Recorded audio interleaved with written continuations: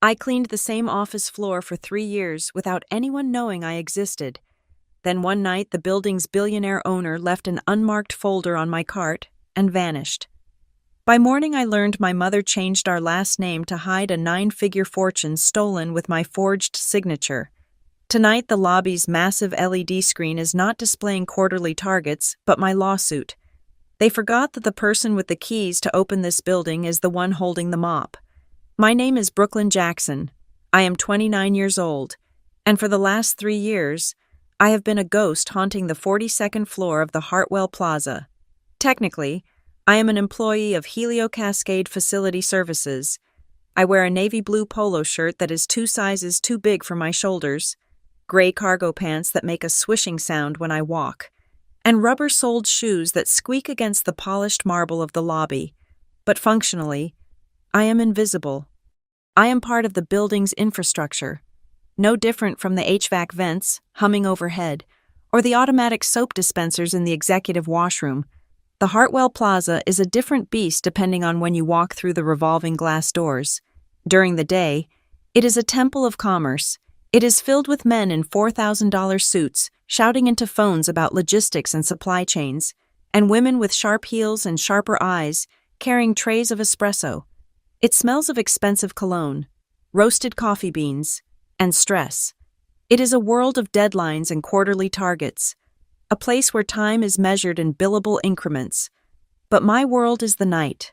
My world begins when the last junior associate logs off and the motion sensor lights flicker out, leaving only the amber glow of the emergency strips running along the baseboards.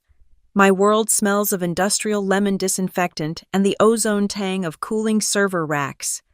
The soundtrack of my life is the rhythmic slap swish of a wet mop on tile and the low, constant drone of the city sleeping 29 stories below. I know things about the people who work here that their spouses do not know. I know which vice president is hiding empty vodka miniatures at the bottom of his trash bin, buried under shredded spreadsheets. I know which executive assistant is crying in the third stall of the ladies' room, because I have to wipe her mascara streaks off the sink counter. I know the secrets of Hartwell Transit and Ports, not because I snoop, but because people leave the debris of their lives behind for me to wipe away. They do not see me. Sometimes, if a late-working lawyer rushes past me to the elevator, they might mutter a vague "excuse me," but their eyes never lock with mine. They look through me, focusing on the elevator buttons or their watches. I am an obstacle to be navigated, not a person to be acknowledged. Even the biometric time clock in the basement does not quite know who I am. For 3 years, my printed pay stub has read Brooklyn with 2 N's. I asked my supervisor, a tired man named Gary who manages 3 buildings, to fix it twice. He looked at me with glazed eyes and said he would put in a ticket. That was 2 years ago. I never asked again. Tonight was supposed to be the same as every other night. It was a Tuesday, which meant deep cleaning the conference rooms on the 42nd floor. The 42nd floor is the crown jewel. It is the headquarters of Hartwell Transit and Ports, the logistics empire that moves half the shipping containers that touch American soil. The carpet here is thicker, plush enough to silence footsteps. The walls are not drywall, but mahogany and floor-to-ceiling glass. This is where the decisions are made that change the price of grain in Iowa and the availability of microchips in Silicon Valley. I parked my gray utility cart outside the main boardroom, known as the captain's table. It is a massive glass-walled enclosure with a table long enough to land a small plane on. My reflection stared back at me from the darkened glass-pale skin under harsh fluorescent work lights, hair pulled back in a messy bun that was starting to fray, and eyes that looked older than my 29 years. There are rules in this job, unspoken ones, and the ones written in the Helio Cascade Employee Handbook in bold red letters. Rule 1. Do not engage with the clients. Rule 2. Do not disturb personal items on desks. Rule 3. If it is not trash, do not touch it, but the most important rule, the one I taught myself, is simple. Just clean. Do not look. Do not read the memos left out on the table. Do not look at the family photos in silver frames that cost more than my rent. Do not wonder why the world looks so different from this height. Curiosity is a luxury I cannot afford. I earn $13 an hour. Curiosity gets you fired. Silence gets you paid. I sprayed the glass cleaner on the massive conference table, wiping away the fingerprints of millionaires. I was working on a stubborn coffee ring near the head of the table when I heard it. Ding. The sound was soft, polite. But in the dead silence of 2 a.m, it sounded like a gunshot. I froze. The cleaning crew used the service elevator at the back, the one that smelled of garbage bags and freight grease. The sound had come from the front, the private executive lift. That elevator required a key card with clearance levels I could only imagine. It never opened at night. Security usually locked it down after the cleaning crew signed in at 10. I gripped my microfiber cloth tighter, stepping back into the shadows of the room, instinctively making myself smaller. The heavy brass doors slid open with a smooth hiss. A man stepped out. I recognized him instantly. Not because I had met him, but because his portrait hung in the lobby, 5 feet tall and painted in oil. It was Silas Hartwell, the founder, the man who built the skyline I was currently standing in. In the painting, he looked commanding, a titan of industry pointing toward a harbor full of ships. In person, standing 10 feet away from me under the dim emergency lights, he looked human. He was wearing a 3-piece charcoal suit that fit him perfectly, not a wrinkle in sight. Even at this hour, he leaned heavily on a silver-handled cane, his knuckles white against the metal. He had to be in his late 80s, but his eyes were not cloudy. They were sharp, scanning the hallway with a terrifying intensity. My heart hammered against my ribs. I was not supposed to be here when he was here. I was supposed to be a ghost. My instinct screamed at me to look down, to become invisible, to scrub a spot on the table that did not exist until he passed by. Just clean. Don't look. I lowered my head, scrubbing the mahogany surface, waiting for the inevitable sound of his cane moving toward the CEO's office at the end of the hall. I waited for him to ignore me, but the footsteps stopped. The tapping of the cane ceased. I could feel a presence looming near the open door of the conference room. He was not walking past. He was standing right there. "You missed a spot," a voice said. It was not the booming voice I expected from a billionaire. It was raspy, dry like old paper, but it carried a weight that made the air in the room feel heavy. I froze, then slowly straightened up, clutching the rag to my chest like a shield. I kept my eyes on his expensive Italian shoes. "I am sorry, sir. I will get it right away." I moved to wipe the table again, desperate to look busy, desperate for him to leave. "Not on the table," he said. "On your cart." I blinked, confused, and finally looked up. Silas Hartwell was standing right next to my gray plastic utility cart. He was not looking at the room. He was looking at me. His gaze was piercing, dissecting.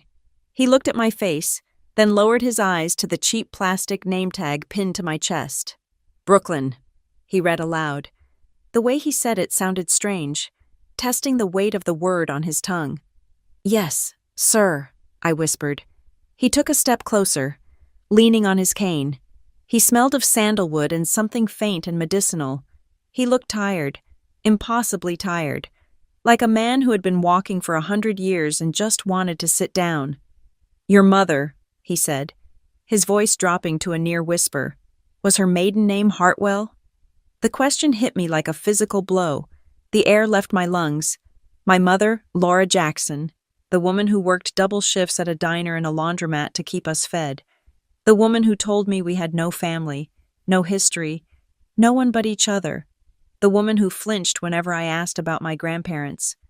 I started. I gripped the edge of the table. "I do not know. Sir, she never talks about her family. We are just Jacksons." Silas stared at me for a long moment. His eyes searched mine, looking for something, a resemblance, a spark, a memory. For a second, the mask of the billionaire slipped, and I saw raw, naked grief. It was terrifying. "Just Jacksons," he repeated softly. He let out a short, dry laugh that had no humor in it. "She was always good at hiding, better than I gave her credit for." I did not know what to say. I did not know if I was being fired, interrogated, or if the old man was senile. I glanced at the security camera in the corner of the hallway, hoping the guard downstairs was watching. But the little red light on the camera, the one that blinked every 5 seconds to show it was recording, it was dark, not blinking, just a dead, black lens. Silas reached into his jacket pocket. My muscles tensed. But he did not pull out a weapon or a phone. He pulled out a folder. It was a plain, gray manila folder. Not the crisp, branded legal binders I usually saw on the executives' desks. This looked old. The edges were slightly worn. There was no label on the front, no writing, nothing. He walked over to my cart. He moved with purpose, ignoring the spray bottles of blue cleaner and the stack of brown paper towels. He placed the folder gently on the top shelf of my cart, right next to my box of latex gloves. "Sir, I cannot take that," I said, my voice rising in panic. "We are not allowed to touch company property. If they find that on my cart." "It is not company property." Silas cut me off. His voice was steel now. "It is yours." He looked at me again, and the intensity in his eyes made me step back. "You will need this when the lights come on," he said. "Do not let them throw it away. Do not let them tell you it is trash." "I do not understand," I said, my hands trembling. "Who are you talking about? Who is them?" He did not answer. He turned away, the silver cane tapping a sharp rhythm against the marble floor. He did not go back to the VIP elevator. Instead, he walked toward the service elevator, the freight lift that I used, the one for the trash and the help. He hit the button with the head of his cane. The heavy metal doors rattled open. He stepped inside, a billionaire in a $3,000 suit standing in a metal box scuffed by pallets and smelling of refuse. Before the doors closed, he looked at me one last time. "Clean the floor. Brooklyn," he said. "Clean it all." And then the doors slammed shut. The silence rushed back in, louder than before. I stood there in the middle of the boardroom, my heart hammering against my ribs like a trapped bird. I looked around wildly. Had that just happened? Was I hallucinating from the fumes of the floor wax? I looked at the hallway, empty. I looked at the VIP elevator, closed. I looked at the camera, still dark. It was as if he had never been there. A ghost in a suit visiting a ghost in a uniform, but the folder was there. It sat on my cart, gray and unassuming, looking completely out of place next to the cleaning supplies. It was physical proof that the last 3 minutes had been real. My instinct, honed by years of poverty and fear, screamed at me, "Do not touch it. Throw it in the recycling bin. Pretend you never saw it. Rich people play games, and poor people lose them. Walk away." But another voice, a quieter one that sounded like the part of me that refused to fix the typo on my time card, whispered, "He looked at you. He saw you. He knew your name." I walked over to the cart. My hands were shaking so badly I almost knocked over a bottle of disinfectant. I reached out and touched the folder. The paper felt cool and heavy, like it was packed with something dense. I glanced up at the hallway one last time. Empty. No security guards rushing in. No alarms. I took a deep breath, the smell of lemon cleaner filling my lungs, and opened the cover. A gust of air from the overhead AC vent blew down, rustling the papers inside. The top page was thick, cream-colored linen paper. The header was typed in bold, black ink. I read the first line, then I read it again. The world tilted on its axis. The floor beneath my feet, the 42nd floor of the Hartwell Plaza, seemed to dissolve. Printed clearly across the top of the document, in undeniable, sharp letters, was a name. Brooklyn Hartwell Jackson. I stared at the words, the letters blurring as my eyes watered. Hartwell. The name on the building, the name on the trucks that crisscrossed the globe, the name that people whispered with reverence in the elevators, and it was sandwiched right there, in the middle of my name. I looked at my reflection in the dark glass of the conference room again, the blue polo shirt, the messy hair, the tired eyes. I was a janitor. I was the help. I was the person who cleaned up the mess. But according to the paper in my hand, I was something else entirely. I closed the folder, my fingers gripping the cardstock so hard they turned white. I shoved it deep into the pocket of my cargo pants, under my phone and my keys. I grabbed the handle of my mop bucket. The wheels squeaked as I pushed the cart forward, moving out of the boardroom and back into the hallway. The sound was the same as it had been 10 minutes ago, but everything else had changed. The camera light flickered once green and then buzzed back to a steady red. The system was back online. The glitch was over. I pushed my cart toward the elevators, the folder burning against my thigh. I had a job to do. I had to finish the shift. But as I walked past the portrait of Silas Hartwell in the hallway, I didn't look down. I looked him right in the eye. He was right. I would need this when the lights came on. Because when the sun rose over this city tomorrow, I wasn't just going to be cleaning the office anymore. I was going to own it. To understand why I didn't scream, why I didn't run immediately to a lawyer, or why I shoved that folder into my pocket like it was stolen contraband. You have to understand the house I grew up in. It was a small, boxy thing wrapped in gray vinyl siding that was slowly peeling away from the wood underneath. Located on the edge of a rusting industrial town in the Midwest, the air always smelled like damp metal and sulfur from the nearby chemical plant. Inside, the house smelled of old frying oil and silence. We had a television that was always on, playing game shows or infomercials at a volume just loud enough to drown out the fact that nobody was talking to each other. My mother, Laura Jackson, was a woman made of sharp angles and exhausted sighs. She worked 2 jobs, sometimes 3. By day she was a receptionist at a dentist's office, and by night she stocked shelves at a grocery store. She moved through our lives like a storm system, unpredictable, powerful, and distant. She did not have friends, she did not have hobbies, and she absolutely, under no circumstances, had a past. If you asked Laura Jackson where she was from, she would say East, with a wave of her hand that could mean anything from New Jersey to Maine. If you asked about her parents, her face would shut down like a steel trap. Dead, she would say, and better that way. Then there was Sienna. My sister was 3 years younger than me, and she was the sun around which our tiny gray planetary system revolved. Sienna was loud, colorful, and demanding. She needed braces, so we ate rice and beans for 6 months. She wanted dance lessons, so the heating bill went unpaid until the red notice came. She was the star. I was the stagehand. I learned early on that attention in our house was a zero-sum game, and Sienna had already claimed all of it, so I made myself useful. While Sienna practiced pirouettes in the living room, I learned how to fix the toaster when the lever got stuck.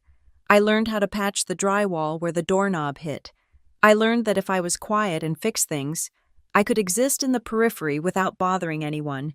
There was exactly one family photo in our entire house.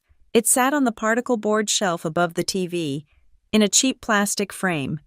It was taken when I was maybe 4 and Sienna was 1. My father wasn't in it. He was a mistake. My mother never elaborated on, so it was just Laura, young and tired even then, holding baby Sienna on her lap. And next to them was a jagged, white edge. Someone had taken a pair of scissors and physically sheared off the left third of the photograph. You could see the ghostly remnant of a small shoulder, clad in a blue shirt. That was me. I remember asking about it when I was 8 years old. It was a rainy Tuesday, and the gloom of the house felt heavier than usual. I pointed to the picture and asked, "Mom, why am I cut out?" Laura didn't even look up from the pile of coupons she was clipping. Her scissors made a rhythmic snip-snip sound that I can still hear in my nightmares. "The frame didn't fit," she said. Her voice was dry, devoid of emotion. It was a standard 4x6 frame. The photo was too wide. I had to trim it.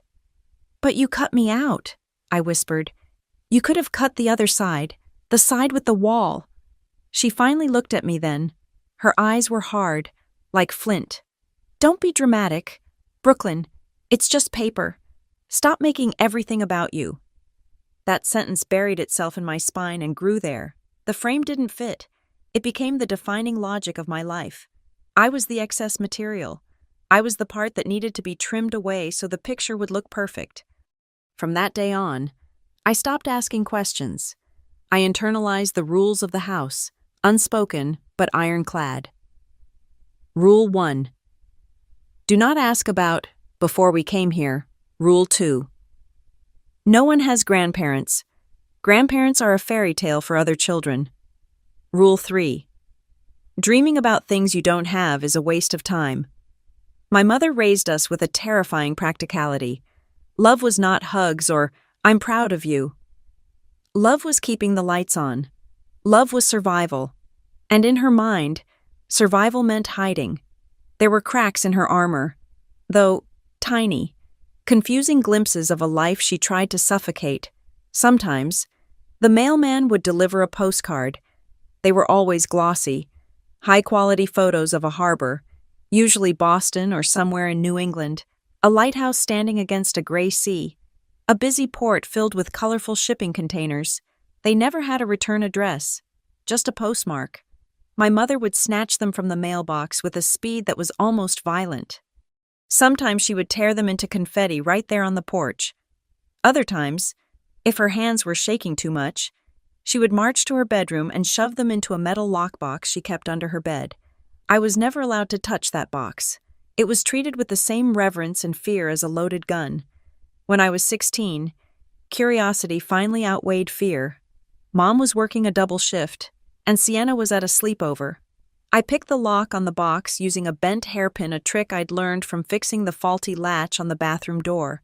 Inside, I didn't find money or jewels. I found paper, stacks of those postcards, years of them, all blank on the back except for dates written in a shaky hand, and at the bottom, underneath a stack of utility bills from 10 years ago, was a birth certificate. It was old, yellowed at the edges. It was mine. Name of child, Brooklyn. Date of birth, October 14th, 1996. Father unknown, mother Laura Hartwell. The name Hartwell had a thick, angry line of black ink drawn through it. Above it, written in my mother's sharp, aggressive cursive, was the name Jackson. I stared at it for a long time. Hartwell. It sounded fancy. It sounded important. It sounded like a name that didn't belong in a house with peeling vinyl siding. When my mother came home early and found me sitting on the floor with the document, she didn't hit me. That wasn't her way. She went cold. A terrifying, absolute zero kind of cold. She snatched the paper from my hands. "You think that makes you special?" she hissed, her face inches from mine. "That name is a curse. That name is poison. I changed it to save you. If you ever say that name outside this house, they will come and take everything we have. Do you understand?" "Who are they?" I asked, crying. "Who is Hartwell?" "Nobody," she said. "He's a monster who eats his own young, and we are Jacksons. Jacksons survive. Hartwells destroy." She locked the box and put it on the highest shelf of her closet. We never spoke of it again, but the seed was planted. I looked up the name Hartwell at the public library, but it was a common enough name, without a first name or a location. I found nothing but dead ends, so I buried it, just like she wanted. I focused on the one thing that made sense to me, logistics. It started with organizing the pantry, then it was fixing the schedule at the diner where I bussed tables. I loved the idea of flow of moving things from point A to point B with zero waste. I loved the efficiency of it. I applied to the State University for a degree in supply chain management. I got in. I even got a partial scholarship. For 3 weeks, I allowed myself to imagine a different life, a life where I wasn't the girl cut out of the photo, a life where I was the one holding the scissors, deciding the shape of my own world. Then reality crashed the party. My mother lost her job at the dentist's office, something about attitude, and a lost patient file. Then the transmission on our 10-year-old sedan blew out. Then Sienna needed emergency dental surgery that insurance wouldn't cover. The bills piled up on the kitchen table like a snowdrift. I watched my mother stare at them, her face gray and defeated. I looked at the tuition deposit I had saved up from 2 years of scrubbing dishes. I didn't even tell her. I just used the money to pay the mechanic and the electric company. I withdrew my enrollment. I told myself it was just a deferral. Just 1 year. 1 year turned into 2. 2 turned into 5. Sienna went to college. Of course. She went for art history, funded by loans that Mom co-signed and money I sent home from my wages. Sienna is delicate, Mom would say. She's meant for better things. You're strong. Brooklyn. You can handle the heavy lifting. That was my role. The heavy lifter, the fixer, the ghost. I moved to the city because I couldn't stand the suffocating silence of that house anymore. I needed to be somewhere big, somewhere loud, somewhere I could disappear completely. I found Helio Cascade Facility Services on a job board. They needed night cleaners for a prestigious downtown property, no experience necessary, must be able to lift 50 pounds, must be willing to work nights, weekends, and holidays. When I walked into Hartwell Plaza for the interview, I felt a strange vibration in my chest. At the time, I thought it was just anxiety. Now, looking back, I think it was recognition. The building was a marvel of logistics, elevators timed to the second, air filtration systems that cycled the entire volume of the building every hour. It was a machine, and I fell in love with the machine. I got the job on the spot. They gave me a uniform that didn't fit, and a badge that misspelled my name. Your beat is floors 30 through 42, the supervisor told me. Executive levels, high security, keep your head down, don't talk to the suits. If you're doing your job right, they won't even know you are there. Paid in invisibility, it was the story of my life. Finally monetized. For 3 years. I became part of the building's biology. I learned the rhythm of the place. I knew that the freight elevator on the west side rattled when the wind hit the building from the north. I knew that the carpet on the 35th floor had a static charge that shocked you if you dragged your feet. I knew the cleaning schedules, the security rotations, the trash pickup cycles. I cleaned the chaos of the rich. I wiped up their spilled scotch, their dropped cake crumbs, their shredded secrets. I polished the brass plaque in the lobby that listed the board of directors, never letting my eyes linger on the name at the top, Silas Hartwell. I convinced myself that the name was a coincidence. Hartwell was a common name, right? And even if it wasn't, even if my mother's monster was this billionaire titan, what did it matter? I was the girl in the blue shirt who got cut out of the frame. I didn't belong in the picture. I was safer outside the frame, inside the frame. People got hurt, inside the frame. Fathers abandoned you and mothers erased you. Outside the frame, in the gray margin where I lived, things were simple. You work, you get paid $13 an hour. You go home, you sleep, you repeat. But then came the folder. Standing in the hallway of the 42nd floor, feeling the heavy linen paper in my pocket, the two halves of my life slammed together with the force of a train wreck. I thought about that photo on the shelf in the vinyl-sided house, the jagged white edge where I used to be, and I looked up at the glowing sign above the reception desk, Hartwell Transit Ports. The font on the sign matched the font on the birth certificate I had found in the lockbox. A terrible, cold realization washed over me. My mother hadn't cut me out of the photo because the frame didn't fit. That was a lie. She had cut me out because I looked like him. She had cut me out because every time she looked at me, she saw the connection she was trying to sever. I wasn't just excess material. I was the evidence. I squeezed the handle of my mop cart until my knuckles turned white. For 29 years, I had believed I was nothing.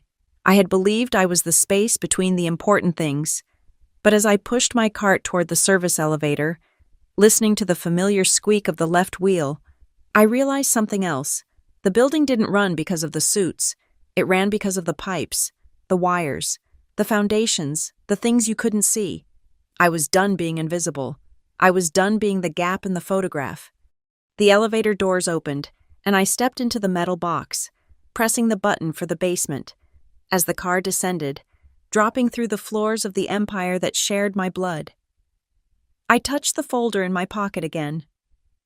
"Okay, Mom," I whispered to the empty elevator, my voice trembling but clear. "You didn't want me in the picture, fine. I'll just buy the whole damn frame." The basement break room was a windowless concrete box that smelled of stale popcorn and damp wool. It was the only place in the Hartwell Plaza where the air did not feel scrubbed clean. I sat on a cracked vinyl chair, the gray folder resting on the wobbly laminate table in front of me. My hands were shaking.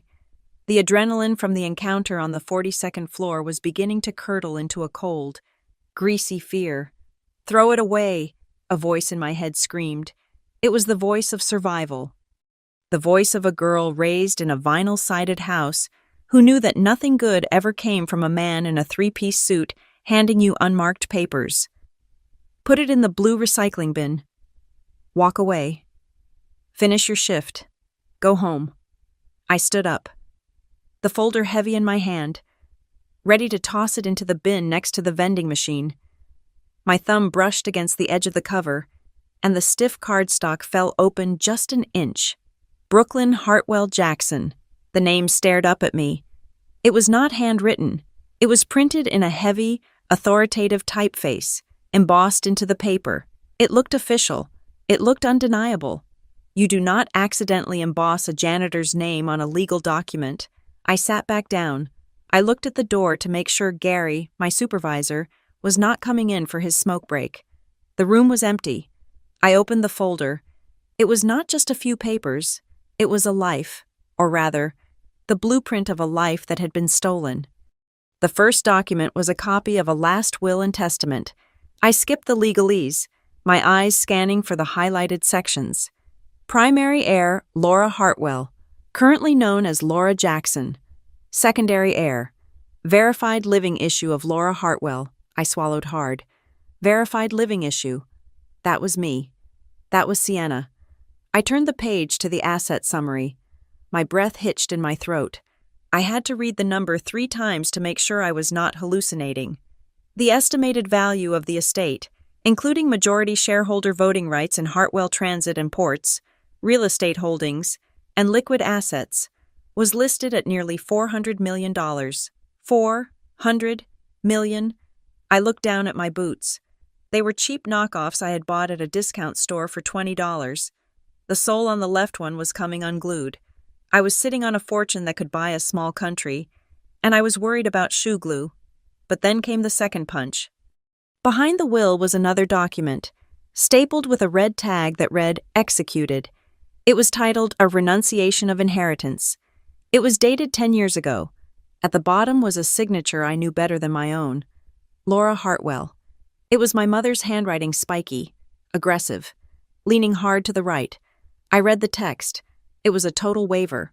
Laura Hartwell was voluntarily giving up any claim to the estate. I thought, why would you walk away from this? But it got worse, under the law. If a parent refuses an inheritance, it usually passes down to their children. It skips a generation. It should have come to me. I flipped the page. There was a document titled Beneficiary Modification and Appointment of Temporary Trustee.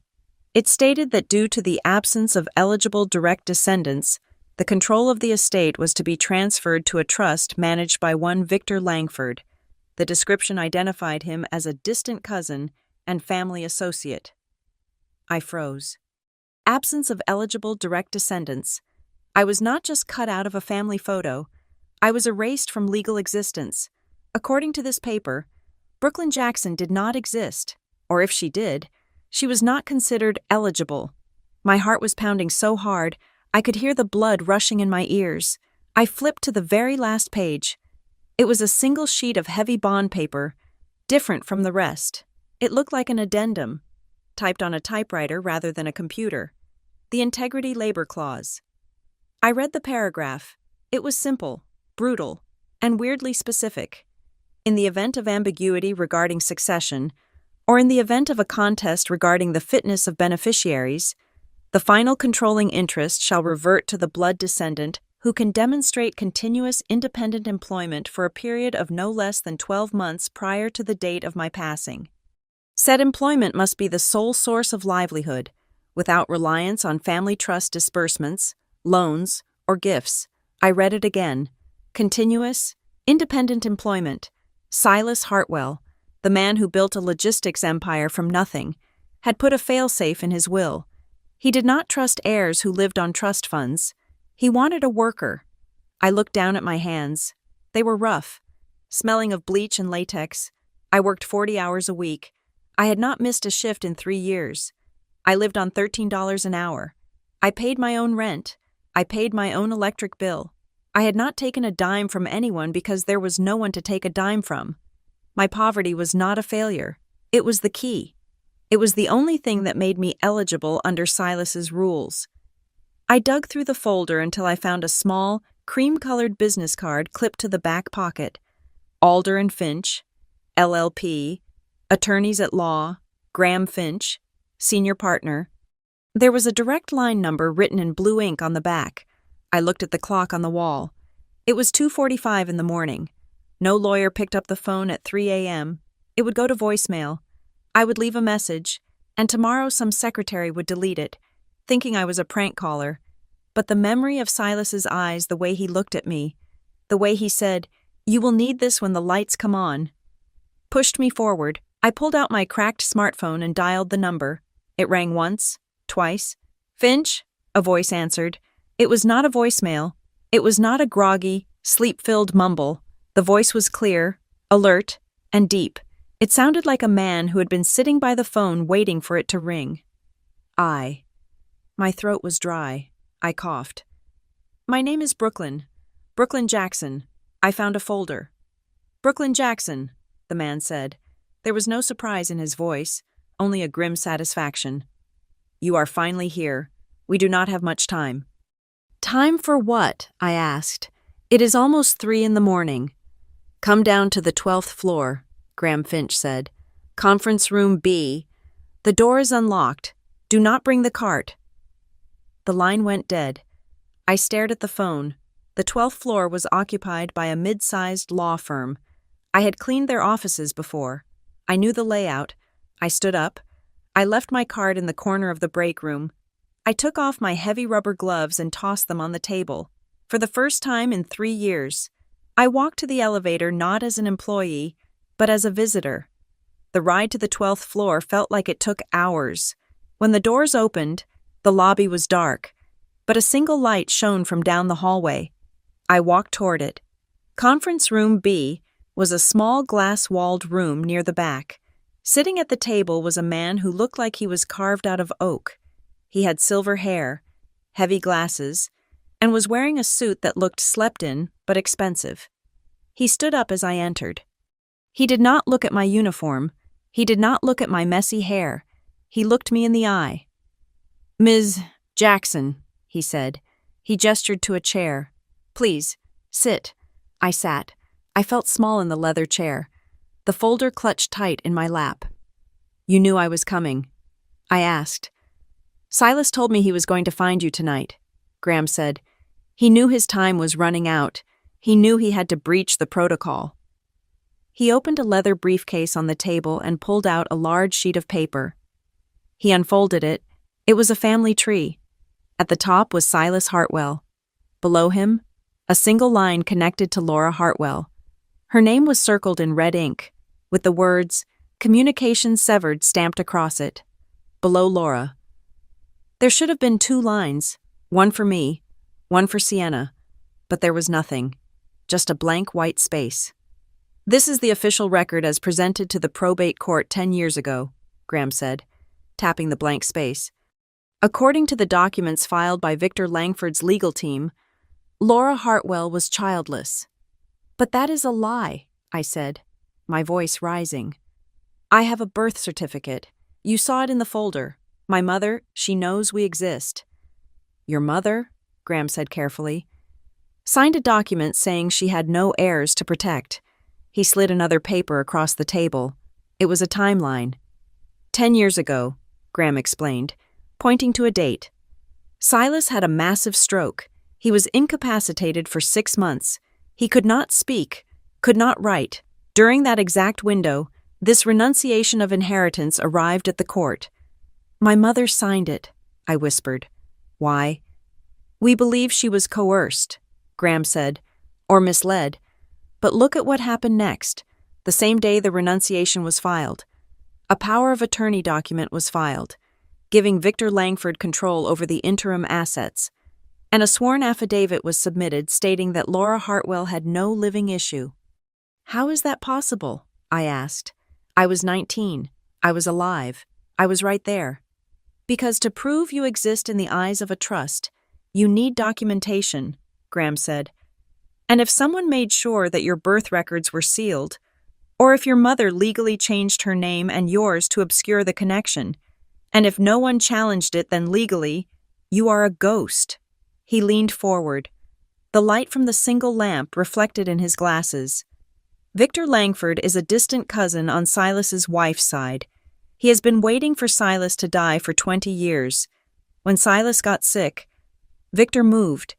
He found your mother. We do not know what he told her or what he threatened her with, but he got her to sign herself out of the fortune, and to ensure the money did not automatically pass to you, he made sure you did not exist on paper. I felt sick. The vinyl house, the fear of the name Hartwell, the way Mom cut me out of the photo. It was not just shame, it was protection, or fear. She had buried us to keep us safe from Victor, or maybe she had sold us out.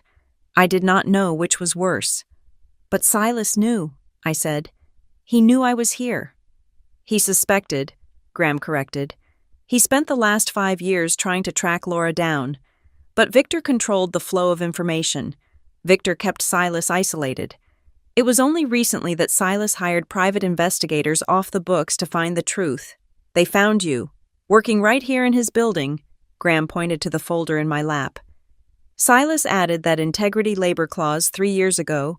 Victor thought it was just an eccentric old man's rant about the value of hard work. He did not realize it was a trap. Graham looked at me with an intensity that made me shiver. Victor expects the estate to transfer to his control seamlessly when Silas passes. He thinks the primary heir renounced, and there are no secondary heirs. He thinks he has won. So what do we do? I asked. Graham reached into his briefcase again. He pulled out a pen, a heavy, expensive fountain pen, and a retainer agreement. We fight, he said, but you need to understand something. Brooklyn, this is not just about money. This is about identity theft on a massive scale. He paused, letting the words hang in the air. Right now, as we speak, there are accounts in the Cayman Islands moving money under a trust that relies on your non-existence. People are living in penthouses, driving Ferraris, and eating caviar on your money, and they are using the signature Brooklyn Jackson forged on waivers you never saw to keep the door locked. My blood went cold. Forged on waivers. They used my name, I asked. They stole your name, Graham said. They stole your history. And if you walk out of this room and throw that folder away, you are letting them keep it. If you stay silent, you will keep mopping the floors of your own asset for $13 an hour while Victor Langford laughs all the way to the bank. He pushed the pen toward me. So, Brooklyn Hartwell Jackson, are you the help or are you the landlord? I looked at the pen. I looked at the blank space on the family tree where I was supposed to be. I thought about the Brooklyn name tag on my chest, the one with the double N that nobody ever fixed. I picked up the pen. It felt heavy. It felt like a weapon. I am not the help, I said. I signed my name, the real one, Brooklyn Hartwell Jackson. Graham nodded. He took the paper back and checked his watch. Good, he said. Now, go back to your cart. Finish your shift. Clean the toilets. Polish the glass. Be invisible for one more night, because tomorrow we are going to burn their whole world down. Graham Finch told me that fear leaves a paper trail. He said that people who are terrified of the truth do not destroy it. They bury it. They lock it in boxes, hide it under mattresses, and keep it close, just in case they ever need to bargain for their lives. Go home. Brooklyn, he had said, handing me a thick envelope of copies to use as ammunition. Find the originals. Find the birth certificate before the ink was crossed out. Find the letters. If your mother is as scared as I think she is, she kept everything. I took the 3 a.m. bus out of the city. The ride took 4 hours. The landscape shifting from the steel canyons of the metropolis to the flat, gray expanse of the industrial Midwest. By the time I stepped off at the depot, the sun was up, casting a harsh light on the town I had run away from. The walk to my childhood home felt like walking backward in time. The air still smelled of wet metal and sulfur. The sidewalks were still cracked in the same places. When I turned the corner onto our street, I saw the house. It looked smaller than I remembered, the gray vinyl siding peeling a little more, the front porch sagging under the weight of years of neglect. I let myself in with the key I had kept on my ring for 5 years. The smell hit me first: stale coffee, cheap lemon laundry powder, and that underlying scent of damp wood. The television was on, playing a morning talk show at low volume. On the particle board shelf, the family photo was still there: my mother, baby Sienna, and the jagged white edge where I used to be. My mother was in the kitchen, wearing her faded bathrobe, stirring a cup of instant coffee. When she saw me, she dropped the spoon. It clattered loudly against the ceramic mug. "Brooklyn," she asked, her voice tight, "what are you doing here? Did you lose the job?" That was her first instinct. Not "are you okay?" but "did you fail?" "I did not lose the job," I said. My voice sounded different in this house now. Deeper, cold. In fact, I met the owner. Laura's face went pale. Not just surprise drained of blood. She gripped the counter. "What are you talking about? The owner is a corporation." "The owner was Silas Hartwell," I said. "He gave me a folder. Mom, he told me everything." She tried to laugh, but it came out as a dry, choking sound. "You are tired. Brooklyn, you have been working nights too long. You are imagining things." "I need the papers," I said, stepping into the kitchen. "I need the box from the closet, the one with the postcards, the one with the real birth certificate." "There is no box," she said quickly, too quickly. "I threw that trash out years ago. Just tax papers and expired insurance. Nothing of yours." It was the exact same lie she had told me when I was 15, standing in front of her open closet door. "Do not lie to me," I said. "Not anymore. I know about the renunciation. I know you signed away the inheritance." "I did it for you," she screamed suddenly, her composure snapping. "To keep you safe. You do not know what those people are like." Before I could answer, the rumble of an engine cut through the morning air. It was deep and expensive. I looked out the kitchen window. A black SUV, polished to a mirror shine, was pulling into our cracked concrete driveway. It looked like a spaceship landed in a junkyard. A man stepped out. He was in his 50s, wearing a polo shirt tucked into khaki pants, looking like he had just come from a golf course. He had a smile that didn't reach his eyes. "Who is that?" I asked. "A friend," Laura said, wiping her hands nervously on her robe. "A family friend. He helps me with finances." The back door opened, and the man walked in without knocking. He filled the small kitchen with the smell of expensive cologne and arrogance. "Laura," he said, his voice smooth like oiled leather. "I got the alert on the security system. Is everything—" He stopped when he saw me. His smile didn't waver, but his eyes hardened. "Ah, this must be the famous Brooklyn."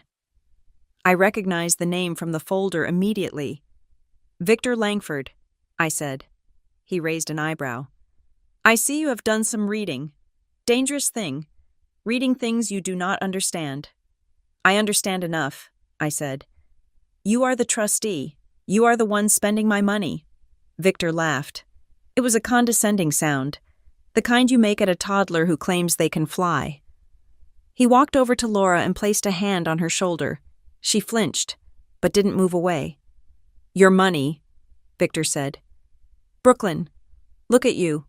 You clean floors. You live in a basement apartment.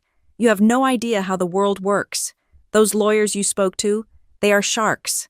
They smell blood in the water and they want to tear this family apart for a contingency fee." "They told me the truth," I said.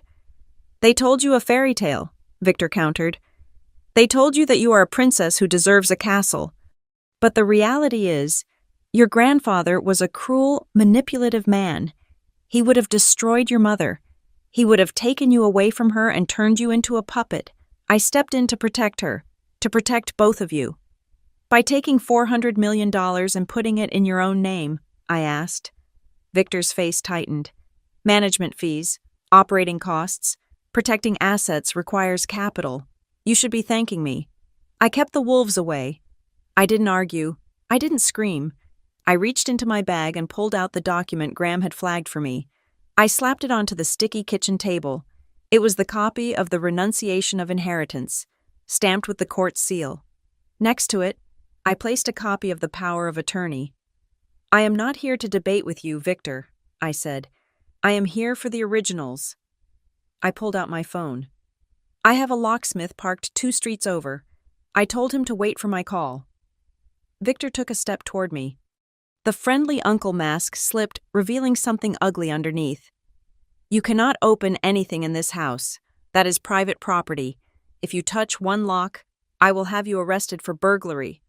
No, I said, holding up the power of attorney copy. According to this document, which you filed 10 years ago, you represent my mother's interests because she was incapable. But according to the law, since I am her direct heir and she is currently standing right here, seemingly very capable, I have a right to ensure her assets are not being embezzled. And if you stop me, I looked him dead in the eye. My lawyer, Graham Finch, is currently filing a motion for probate obstruction. If you physically prevent me from accessing potential evidence, you go to jail today, not tomorrow, today. Victor hesitated. He looked at Laura, then at me. He did the math. He realized that getting arrested in a rundown house in the Rust Belt would look very bad on the evening news. He crossed his arms. Go ahead, he sneered. Open the box. You will find nothing but old receipts. I called the locksmith. He was a burly guy named Mike who didn't ask questions, just looked at my driver's license to confirm the address, and went to work on the heavy padlock on the closet door. It took 3 minutes. The lock snapped. I pulled out the metal box. It was heavy. I carried it to the kitchen table. Laura was weeping softly in the corner now, refusing to look at the box. Victor stood by the fridge, checking his watch, feigning boredom. I forced the lid open with a screwdriver. It exploded with paper. First, the birth certificate, the real one, father unknown, Mother Laura Hartwell, no black ink crossing it out, no Jackson written in Sharpie. Then, the bank statements, dozens of them. Harborline Trustees, LLC. I picked one up. It was dated last month, a transfer of $12,000 into an account ending in 455. $12,000 a month, I said, looking at my mother. You get $12,000 a month, my mother sobbed. I have to pay for the house for Sienna's tuition. We ate beans on toast, I said, my voice shaking. I taped my shoes with duct tape because we couldn't afford new ones, and you were getting $12,000 a month. I dug deeper. I found an invoice from a car dealership, a brand new convertible, purchased 3 months ago, shipped to an address in the college town where Sienna lived. A car, I whispered. You bought Sienna a car with the trust money.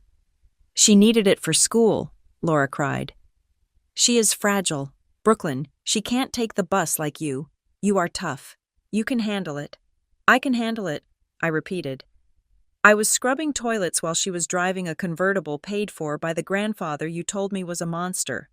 But the worst was at the bottom of the box. It was a thick stack of legal papers. I recognized the hospital logo at the top.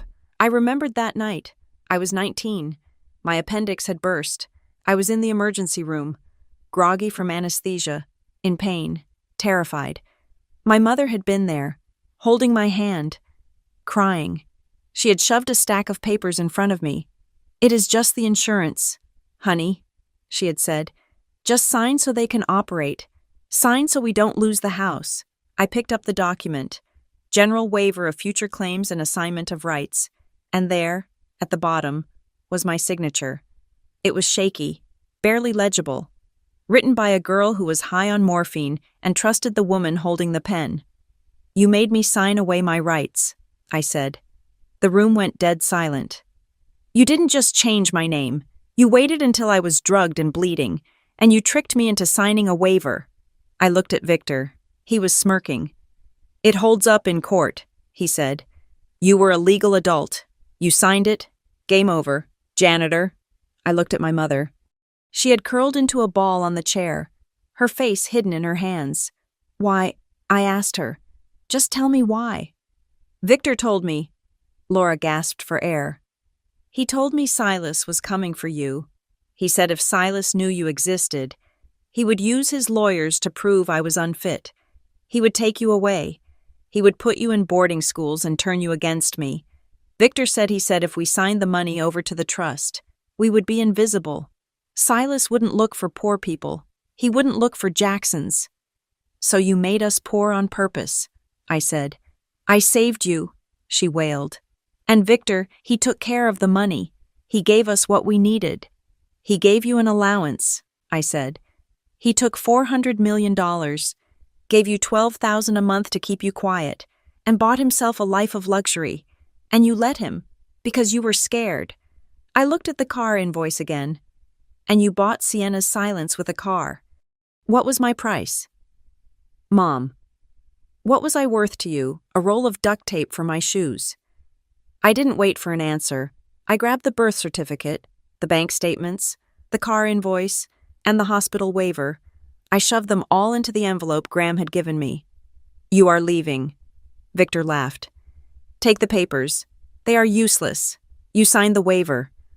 Graham Finch seems to think that a waiver signed under duress and medical sedation by a 19-year-old is not useless, I said.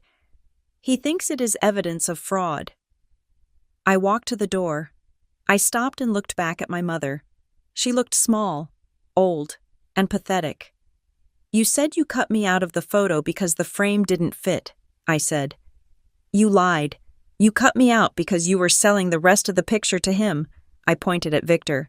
You think I am invisible. Mom, you think I am just the strong one who fixes things. Well, you were right about one thing. I am going to fix this. Brooklyn, wait. She called out, standing up, reaching for me. No, I said. I am done waiting. You did not make me invisible. Mom, you made me disappear. There is a difference. I walked out the door, past Victor's shiny black SUV, and down the cracked sidewalk. I didn't look back at the house. I clutched the envelope to my chest. It contained the proof of my erasure, but also the map back to myself. I had the original documents now. I had the smoking gun, and I had a 12-hour shift starting at 8 p.m. I was going to be on time. When I walked back into the offices of Alder and Finch, I did not look like the woman who had sat there 12 hours ago. 12 hours ago, I had been a terrified employee holding a stolen folder, wondering if I was going to be arrested. Now, I walked in with a heavy canvas messenger bag slung over my shoulder. My uniform was wrinkled from the bus ride, and I had not slept in 24 hours. But my spine was straight. I was not carrying a mop bucket. I was carrying a nuclear warhead made of paper. The receptionist looked up, ready to give me the standard, "Deliveries are in the back" speech. But I walked right past her desk. I pushed open the double glass doors to conference room B. Graham Finch was waiting. But this time, he was not alone. Standing by the whiteboard was a young woman with sharp features and hair pulled back in a severe ponytail. She was typing furiously on a laptop. Sitting at the far end of the table, surrounded by stacks of spreadsheets, was a man in shirt sleeves with a loosening tie. You got them, Graham said. It was not a question. He saw the look on my face. I dropped the envelope onto the mahogany table. It landed with a heavy thud that silenced the room. I got everything, I said. The birth certificate, the hospital waiver, the bank statements, and the car invoice. Graham nodded to the others. Brooklyn, this is Lena Duarte, my senior associate. She specializes in probate litigation. And this is Marcus Lee, our forensic accountant. He has been tracking the Harborline Trust since Silas gave us the green light 3 days ago. Lena stopped typing and looked at the envelope. Is that the waiver? Yes, I said. Signed when I was 19, post-op recovery room. That is the smoking gun, Lena said, her eyes lighting up with a predator's focus. A waiver signed under medical duress is voidable, but a waiver signed under medical duress that was then used to facilitate a 10-year fraud, that is a felony. We spent the next hour turning the conference room into a war room. We taped the documents to the glass walls, creating a timeline of the theft. It was a sickening mosaic. First, the original birth certificate proving I was Laura Hartwell's daughter. Next, the unsent letters from Silas to Laura, begging to see his grandchildren, letters my mother swore she never received. Then, the pivotal moment, Silas's stroke 10 years ago. The same week Silas went into the coma, the renunciation of inheritance was filed by my mother, and immediately after, the beneficiary modification transferred control to Victor Langford. Marcus Lee stood up and walked to the whiteboard. He picked up a red marker. "I have been digging through the shell companies Victor uses," Marcus said. "He calls himself a trustee. He claims he charges a standard management fee. But look at this." He wrote a number on the board. 2.4 million. "That is his annual base fee," Marcus said. $2.4 million just for sitting in the chair. But that is just the salary. He is also charging the estate for administrative expenses. Marcus slapped a printout onto the table. "Last year, the trust paid for the lease on a private jet for site inspections. It paid for a condo in Miami for corporate retreats. It paid for a 60-foot yacht called the Liquid Asset." "He bought a boat with my money," I asked, my voice low. "Technically, the trust bought the boat," Marcus corrected. "Victor just happens to be the only person who sails it. He is bleeding the estate dry. Brooklyn, if we wait another 5 years, there won't be an empire left to inherit. He isn't managing the money. He is eating it." I looked at the timeline on the wall. I looked at the invoice for Sienna's convertible. My mother had sold me out for a monthly allowance, while Victor was buying yachts. "So how do we stop him?" I asked. "Do we call the police?" "Not yet," Graham said. "The police are a blunt instrument. We need a scalpel. If we arrest him now, the assets freeze in a way we can't control. We need to secure your position first." Graham walked to the head of the table. He looked like a general surveying a battlefield. "Here is the strategy," he said. "Step 1. We file an emergency petition with the probate court tomorrow morning. We are not just challenging the old waiver. We are asserting your status as the heir of record under the Integrity Labor Clause." "The clause," I said. "The work requirement." "Exactly," Graham said. "It is our strongest weapon. It bypasses the trust. It bypasses your mother. It goes straight to Silas's intent. The will says the empire goes to the descendant who has worked independently for 12 months. That is you, not your mother, not Sienna, you." "Step 2, Lena chimed in. "Once the court acknowledges the petition, we slam Victor with a temporary restraining order on the assets. We freeze the accounts. No more yachts, no more transfers. We cut off his oxygen." It sounded perfect. It sounded like justice. But then I looked at the wording of the clause again. A cold knot formed in my stomach. Continuous, independent employment for a period of no less than 12 months prior to the final probate ruling. I looked up at Graham. "Wait," I said. "Prior to the ruling?" "Yes," Graham said. "Why?" "I thought it meant prior to Silas dying." I said. "The language is prior to the vesting of the estate," Graham explained. "That means the condition must be active at the moment the judge bangs the gavel." I sat back in my chair. The room suddenly felt very small. "That means I have to keep working," I said. "Excuse me?" Lena asked. "I have to keep working," I repeated, louder this time. "If I quit my job today to fight this lawsuit, I break the chain.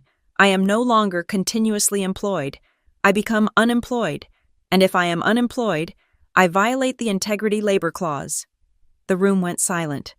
Marcus stopped clicking his pen. Graham took off his glasses and rubbed the bridge of his nose. "She is right," Graham murmured.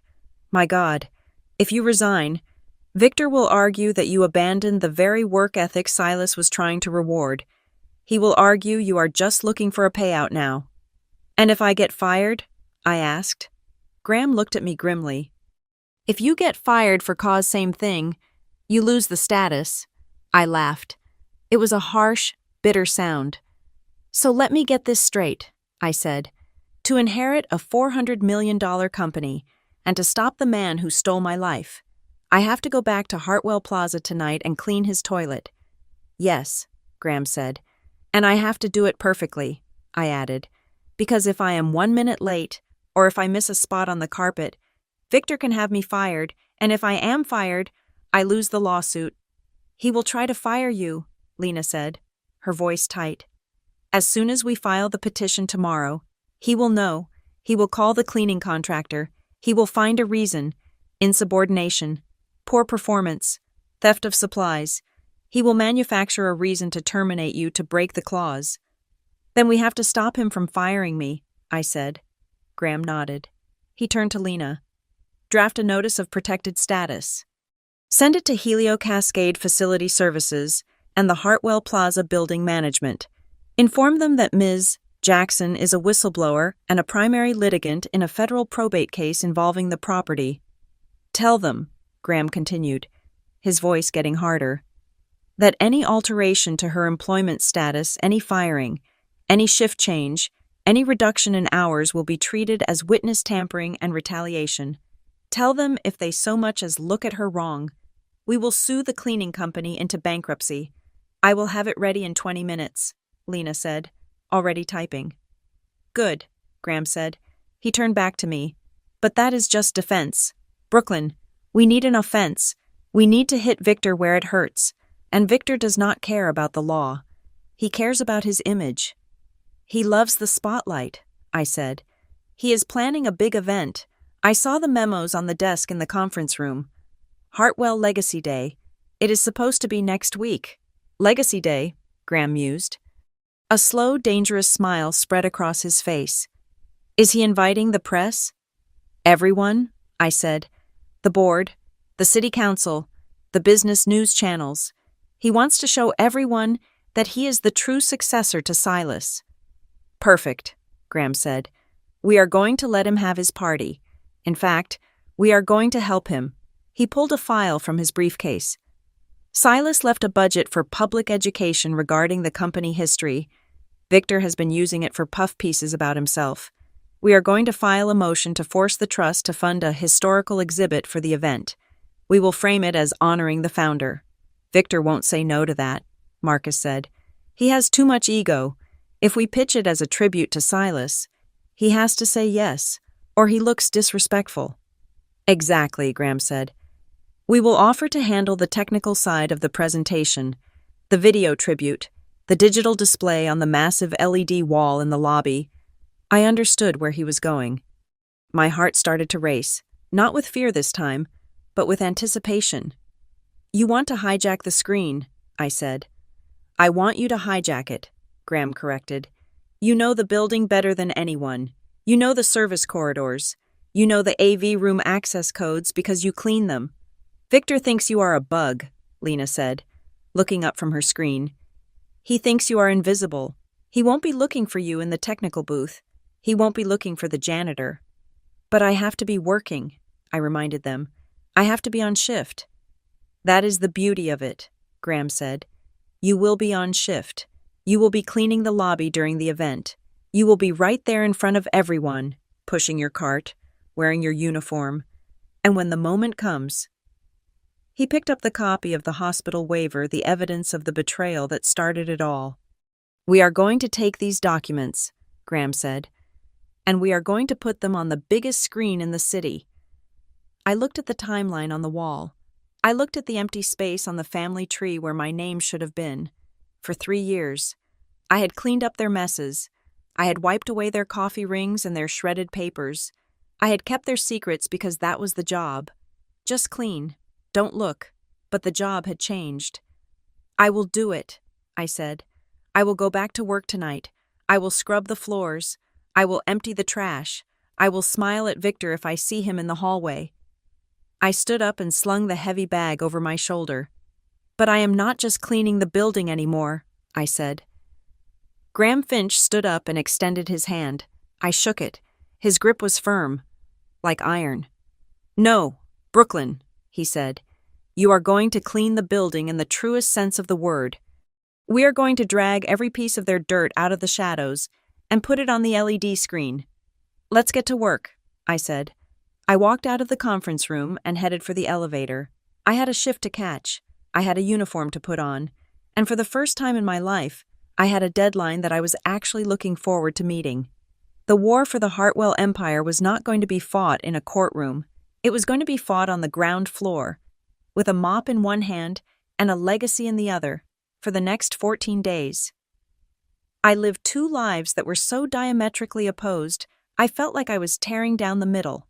By day, I was the primary plaintiff in Jackson versus Langford, sitting in a leather chair in the climate-controlled war room of Alder and Finch. I drank sparkling water from a crystal glass while Lena Duarte, whose mind was sharper than a scalpel, walked me through the terrifying architecture of high-stakes litigation. I learned terms like probate obstruction, constructive fraud, and tortious interference. I watched Marcus Lee trace the veins of my grandfather's empire on a smartboard, highlighting the millions of dollars Victor had siphoned off into offshore accounts. But by night, the carriage turned back into a pumpkin. At 7:30 p.m., I would change out of my client clothes, a simple blazer and slacks Graham had bought for me, and pull on the navy blue polyester uniform of Helio Cascade Facility Services. I would tie my hair back, put on my rubber-soled shoes, and clock in at the basement terminal of the Hartwell Plaza. Beep, welcome, Brooklyn. The extra N on the screen mocked me every night, but I did not complain. I did not ask Gary to fix it. I did not do anything that could draw attention to myself. My attendance record had to be bulletproof. Graham had drilled this into my head. The integrity labor clause is your shield, Brooklyn, but it is also your Achilles heel. If you miss one shift, if you arrive 10 minutes late, if you leave early, Victor's lawyers will pounce. They will argue that you are not a continuous independent worker. They will say you are unreliable. So I became the perfect employee. I scrubbed the grout in the executive washrooms until my knuckles were raw. I polished the brass railings in the elevators until I could count my own eyelashes in the reflection. I vacuumed the 42nd floor with a terrifying precision, making sure the lines in the plush carpet were perfectly straight. I was exhausted. My body ached from the physical labor, and my brain buzzed from the legal strategy sessions. I was sleeping 4 hours a night, but every time I felt like collapsing, I touched the pocket of my cargo pants where I kept a photocopy of my pay stub. Hours worked 40, rate $13, net pay $460. It was not much money, but it was the most expensive paper in the world. It was the proof that I was who Silas Hartwell wanted me to be. One night, around 2 a.m, I was mopping the hallway outside the marketing department on the 38th floor. 2 junior executives were working late. Fueled by energy drinks and ambition, they were standing by the water cooler, talking loud enough for me to hear. "Did you see the memo from Victor?" one of them said. A guy with slicked back hair. "He approved the mid-year bonuses early. The guy is a saint." "Tell me about it," the other one replied, adjusting his tie. "Silas was a miser. He counted every penny. Victor knows how to take care of the team. I heard he is taking the board on a retreat to the Mediterranean next month." I squeezed the mop handle so hard, I thought the wood might splinter. "He is generous with my money." I thought, "He is buying your loyalty with the inheritance he stole from my mother." I wanted to scream. I wanted to throw my mop bucket at them and tell them that the saint they worshipped was a thief who had bought a yacht while my sister drove a convertible paid for by my silence. But I didn't. I kept my head down. I moved the mop in a rhythmic figure-8 pattern. Swish, swish. "Excuse me," I whispered as I mopped around their shoes. They moved without looking at me. To them, I was just a noise in the background, a self-cleaning feature of the building. But as I moved through the building night after night, my perspective shifted. I stopped looking at the Hartwell Plaza as just a series of rooms to be cleaned. I started seeing it as a logistical grid. I had studied supply chain management for 2 years before I had to drop out. I knew how to look at a system and find the choke points. I began to map the building in my head. I noted where the security cameras had blind spots like the one in the 42nd floor hallway where Silas had met me. I noted the shift changes of the security guards. I learned that the door to the main server room on the 12th floor did not latch properly if you didn't pull it hard. I learned that the AV control booth in the lobby was often left unlocked between events because the tech crew was lazy. I was not just cleaning the building anymore, I was casing it. While I was scrubbing toilets, Graham and Lena were setting the trap. Victor Langford had an ego the size of the cargo ships he managed. When our team suggested through a shell company we set up to handle event planning that the upcoming annual gala should be rebranded as Hartwell Legacy Day to honor the founder. Victor took the bait instantly. He thought it was his idea. He thought it was the perfect way to solidify his position as the heir apparent. He wanted a coronation. We were going to give him an execution. The plan was bold, dangerous, and relied entirely on the fact that nobody pays attention to the janitor. The event will have a digital centerpiece, Graham explained during one of our lunch meetings. A massive LED wall in the lobby.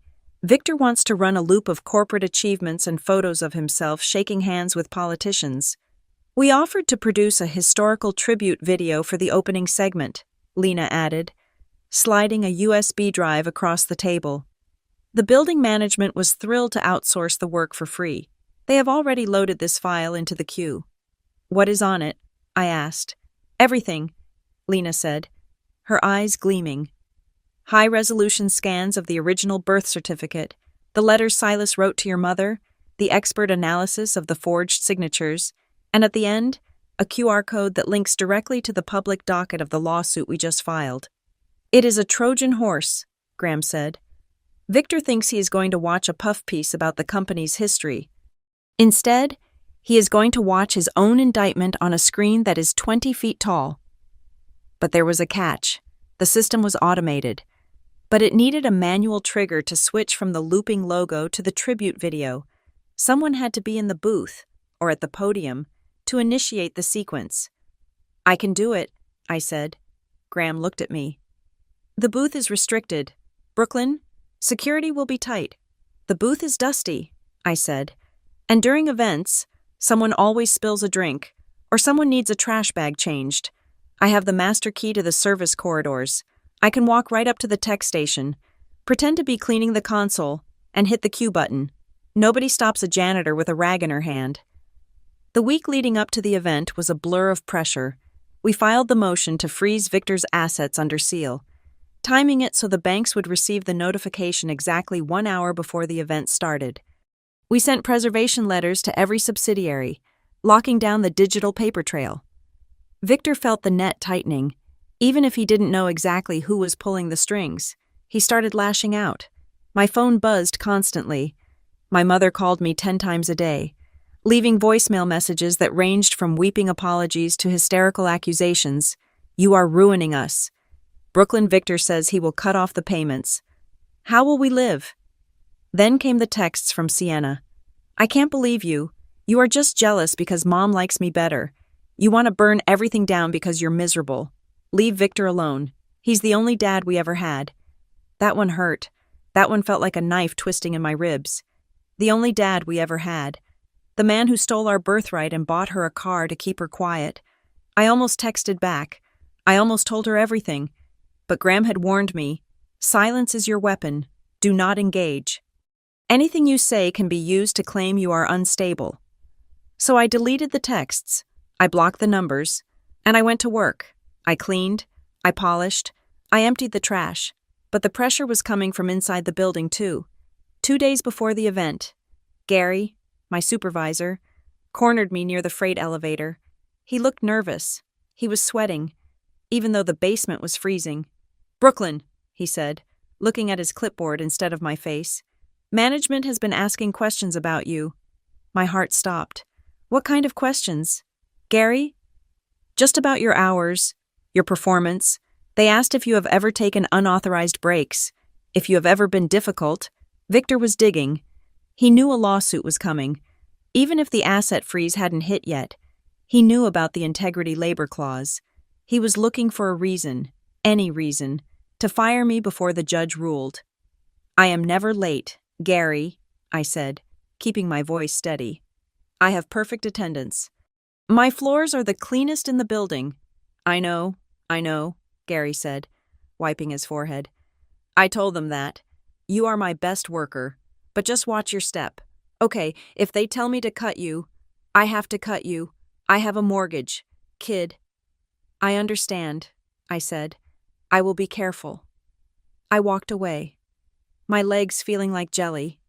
They were hunting me. I was a mouse in a maze, and the walls were closing in. The night before the event, the lobby was transformed. A massive stage had been erected in front of the reception desk. Rows of gold chairs were lined up with military precision, and dominating the space was the LED wall. It was dark now, a black monolith towering over the atrium. It was 3 a.m. The building was silent, save for the hum of the refrigerators in the cafe and the distant wail of a siren outside. I stood in the center of the lobby, leaning on my mop. I looked up at the dark screen. In 12 hours, that screen would be blazing with light. In 12 hours, everyone in this city would know my name. Not Brooklyn with the typo, but Brooklyn Hartwell Jackson. I looked at my reflection in the polished marble floor. I looked small. I looked tired. I looked like a woman who cleaned up after other people. And for a moment, doubt crashed over me. Who do you think you are? The voice of my childhood whispered. You are the girl who gets cut out of the photo. You are the one who fixes the toaster. You are not a CEO. You are not a titan. You are just the help. I closed my eyes. I thought about Silas. I thought about the folder on my cart. I thought about the way he looked at me not with pity, but with recognition. He didn't leave the company to a lawyer. He didn't leave it to a businessman. He left it to a worker. He knew that the person who cleans the toilet understands the building better than the person who sits in the penthouse. He knew that integrity isn't about wearing a suit. It is about doing the job when no one is watching. I opened my eyes. I am not just the help, I whispered to the empty lobby. I am the owner. I gripped my mop handle. I had one last section of the floor to wax. It had to be perfect. Victor Langford was going to walk on this floor tomorrow. I wanted it to be so shiny that he could see the fear in his own eyes when he looked down. I worked through the night. I did not take a break. I did not sit down. At 5:59 in the morning, 1 minute before my shift ended, I finished the last corner of the lobby. The floor gleamed like a mirror. I walked to the time clock. Beep. Goodbye. Brooklyn. Shift complete. I took the printed receipt. I folded it carefully and put it in my pocket, right next to the USB drive I had swapped from the tech booth when the guard wasn't looking. The sun was rising over the city, painting the sky in shades of bruised purple and gold. I walked out the service entrance, the heavy metal door clanging shut behind me. The invisible janitor was gone. The plaintiff was ready. Let the show begin. The morning of Hartwell Legacy Day smelled of fresh lilies and expensive cologne. The lobby of the Hartwell Plaza, usually a cathedral of silence, was buzzing with a low, electric hum of anticipation. 300 gold Chiavari chairs had been arranged in perfect rows facing the reception desk. A red carpet ran from the revolving doors to the stage, the massive LED wall, usually reserved for stock tickers and weather updates, was currently displaying a looped animation of the company logo, a golden ship cutting through stylized waves spinning slowly, hypnotically. The room was filled with the people who ran the city. There were board members in suits that cost more than my annual salary. There were local politicians shaking hands and showing teeth. There were reporters from the financial news networks, checking their lighting rigs and adjusting their earpieces. And then there was me. I was wearing my navy blue Helio Cascade uniform. My gray utility cart was parked discreetly behind a potted ficus tree, just 5 feet from the edge of the red carpet. My name tag, reading Brooklyn, was slightly crooked. I held a microfiber cloth in my hand, occasionally wiping an imaginary smudge off the marble pillar next to me. I was the perfect camouflage. To the security guards, I was just the cleaning lady on standby for spills. To the guests, I was furniture. To Victor Langford, I was invisible. I watched Victor work the room. He looked like a king on his coronation day. He was wearing a midnight blue suit with a silk tie, holding a glass of sparkling water. He moved from group to group, accepting congratulations, patting shoulders, laughing that practiced, rich man laugh that sounded like coins falling into a velvet bag. He stood near the stage, flanked by the vice presidents of Hartwell Transit and Ports. He looked confident. He looked untouchable.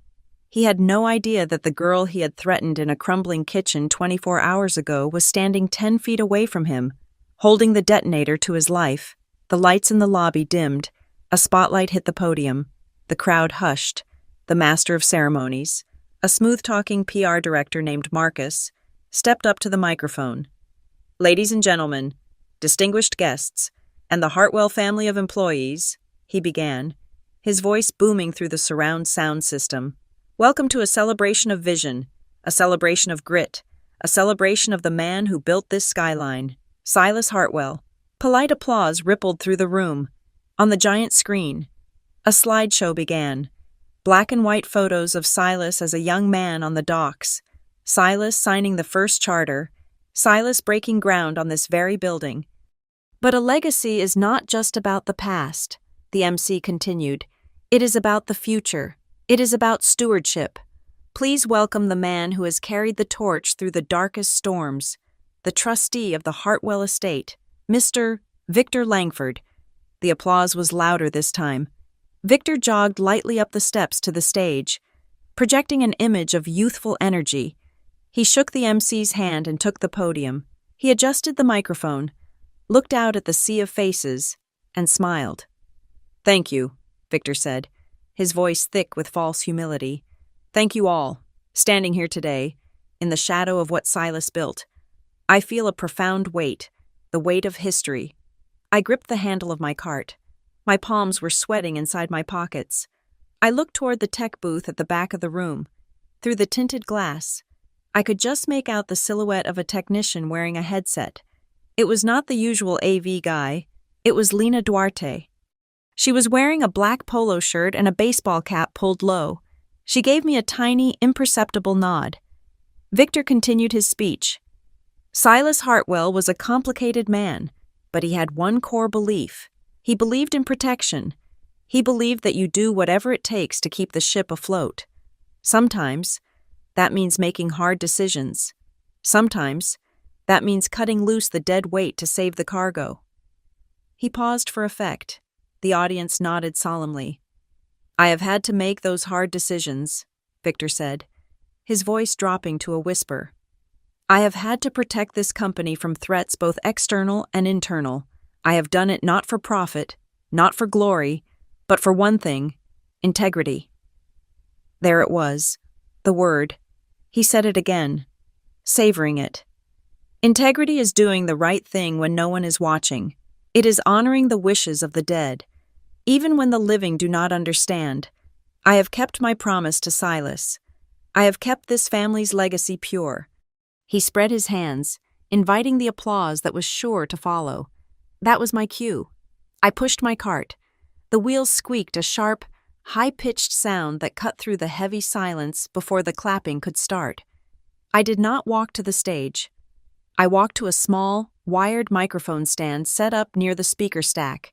Usually meant for technical announcements or emergency evacuations, I tapped the microphone head. Thump, thump.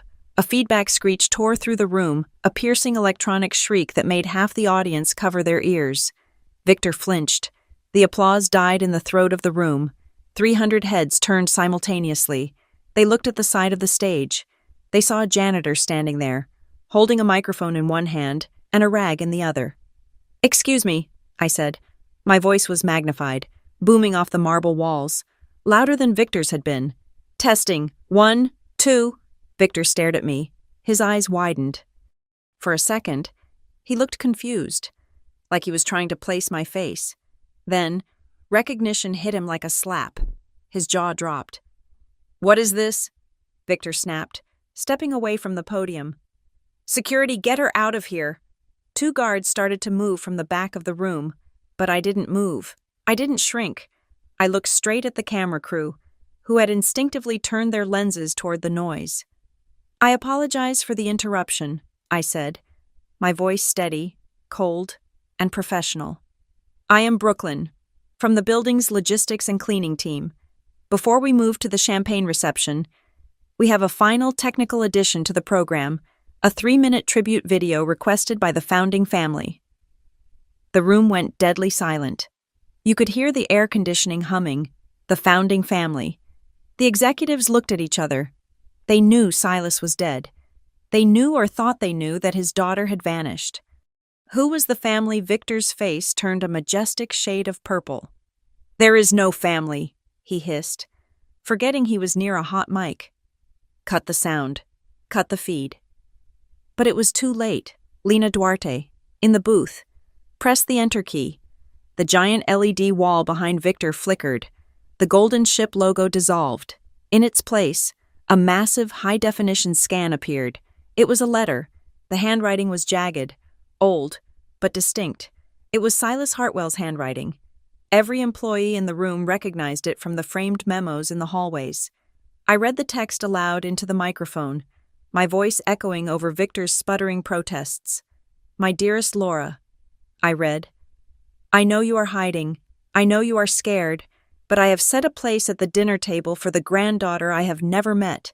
If you are reading this, please come home. The only thing I want to leave behind is love, not money." A murmur ran through the crowd. People were squinting at the screen. Granddaughter Victor lunged toward the side of the stage, waving his arms at the tech booth. "Turn it off! This is a hack! This is cyber terrorism!" The image on the screen changed.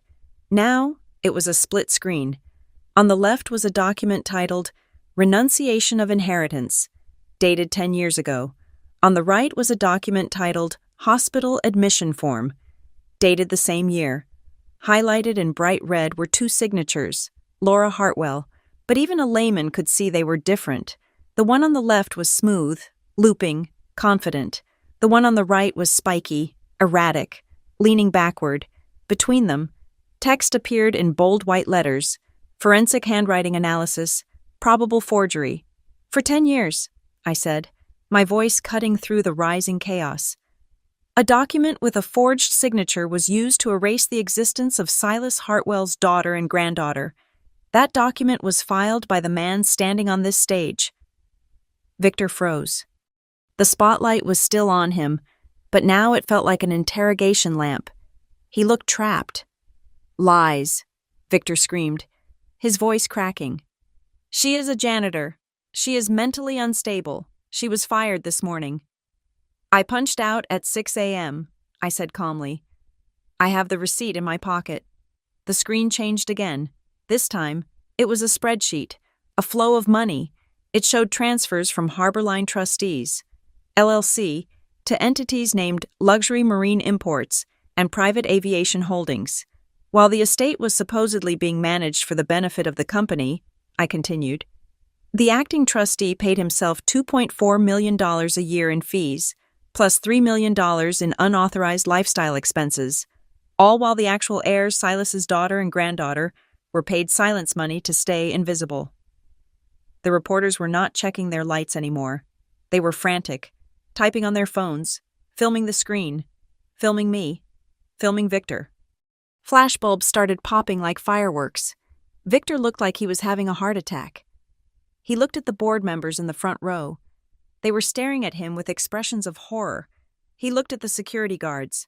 "Arrest her," Victor screamed, pointing a trembling finger at me. "She is trespassing. She is slandering a corporate officer." The head of security, a man named Miller, whom I had greeted every night for 3 years, took a step forward, but he didn't move toward me. He looked at Victor. Earlier that morning, Graham Finch had hand-delivered a court order to the security office. It was a preservation notice. It informed them that interfering with a whistleblower during the revelation of a crime could make them accessories to felony fraud. Miller crossed his arms. He stayed where he was. The screen changed one last time. The letters and numbers vanished. In their place was a single, massive, black and white QR code. It was 20 feet high. It dominated the lobby. "Mr. Langford talks about integrity," I said. "He talks about transparency. So let us be transparent." I stepped out from behind the mic stand. I walked into the center of the red carpet, still holding my rag. "My name is Brooklyn Hartwell Jackson," I announced. I have cleaned your floors for 3 years. I have emptied your trash. I have wiped your windows. And today, I am taking out the garbage. I pointed at the screen. Scan the code. I challenged the room. Every bank statement, every forged waiver, the original birth certificate, and the lawsuit filed this morning in the state probate court. It is all there. Decide for yourselves who is telling the truth, the man in the suit or the woman with the mop. For a heartbeat, nobody moved. Then, a young reporter in the second row raised his phone, then a board member, then an executive assistant. Suddenly, the room was a sea of raised arms. Hundreds of phones were pointed at the giant screen. The room was silent except for the soft electronic ding of notifications landing on 300 devices. I watched Victor as he realized it was over. He pulled out his own phone, his hands shaking so badly he almost dropped it. He didn't scan the code. He was trying to call someone, his lawyer, his pilot, his fixer. But nobody was going to fix this. A reporter in the front row, a woman from the City Times, looked down at her phone. Her eyes went wide. She turned the screen toward the camera behind her. The text on her phone was crisp and clear. Plaintiff Brooklyn Hartwell Jackson. Defendant Victor Langford. Harborline Trustees LLC. Nature of suit: probate fraud. Embezzlement. Breach of fiduciary duty. Victor saw it. He let out a sound that was half growl, half sob. He lunged toward me. "You ungrateful little rat!" he shouted, stumbling off the stage. "I fed your family, I kept you alive." He was coming fast, his face twisted with rage. But he never reached me. Miller, the head of security, stepped onto the red carpet. He didn't draw a weapon. He just put a heavy hand on Victor's chest. "That is enough, Mr. Langford," Miller said, his voice low and hard. "Please do not make a scene. Get your hands off me," Victor spat. "I am your boss." "Actually, sir," Miller said, glancing at me, then back at Victor. "According to the legal notice we received this morning, that is currently in dispute." Flashbulbs exploded around us. The image was burned into history: Victor Langford, the untouchable trustee, being restrained by his own security, while I stood 5 feet away, clutching my cleaning rag, the giant QR code glowing like a halo behind me. I didn't smile. I didn't gloat. I just looked at him. "You were right about one thing, Victor," I said softly, though the microphone caught every word. "The lights are finally on." I turned my back on him. I walked over to my cart, grabbed the handle, and began to push it toward the exit. The crowd parted for me like the Red Sea. No one looked through me this time. Every eye in the room was fixed on the crooked name tag pinned to my blue shirt. I was Brooklyn, and I had just cleaned the house. The fallout from the lobby ambush was immediate and violent, but not in the way you might expect. There were no handcuffs, at least not yet. In the world of high-stakes probate law, violence happens on paper. Less than 3 hours after I walked off the red carpet, leaving Victor Langford screaming into the flashbulbs, we were summoned to an emergency hearing at the state probate court. The courtroom smelled of furniture polish and old decisions. It was a small, windowless chamber lined with dark oak paneling that seemed to absorb the light. There was no gallery, no jury box, just a long table for the plaintiff, a long table for the defendant, and the elevated bench where Judge Eris Thorne sat. Judge Thorne was a woman with steel gray hair and a reputation for hating theatrics. She looked at the circus that had just piled into her courtroom with an expression of profound exhaustion. On one side sat Victor. He had recovered his composure, though his face was still flushed with a dangerous heat. He was flanked by 3 lawyers from a firm that charged more per hour than I made in a month. They wore matching navy suits and expressions of practiced outrage. On the other side sat Graham, Lena, and me. I was still wearing my Helio Cascade uniform. I had refused to change. Let the judge see exactly who was asking for justice.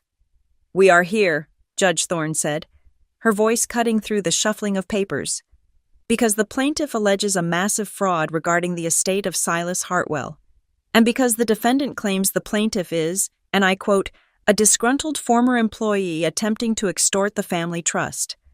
She looked over her reading glasses at Victor's lead attorney, a man named Sterling who looked like he was carved out of expensive soap. "Mr. Sterling," the judge said, "your client has been accused of forging documents to disinherit a direct heir. That is a serious accusation. I assume you have a defense other than indignant sputtering." Sterling stood up. He smoothed his tie. "Your Honor, this entire spectacle is a misunderstanding of Silas Hartwell's intent. Mr. Langford has faithfully managed this estate for 10 years. He stepped in when Ms.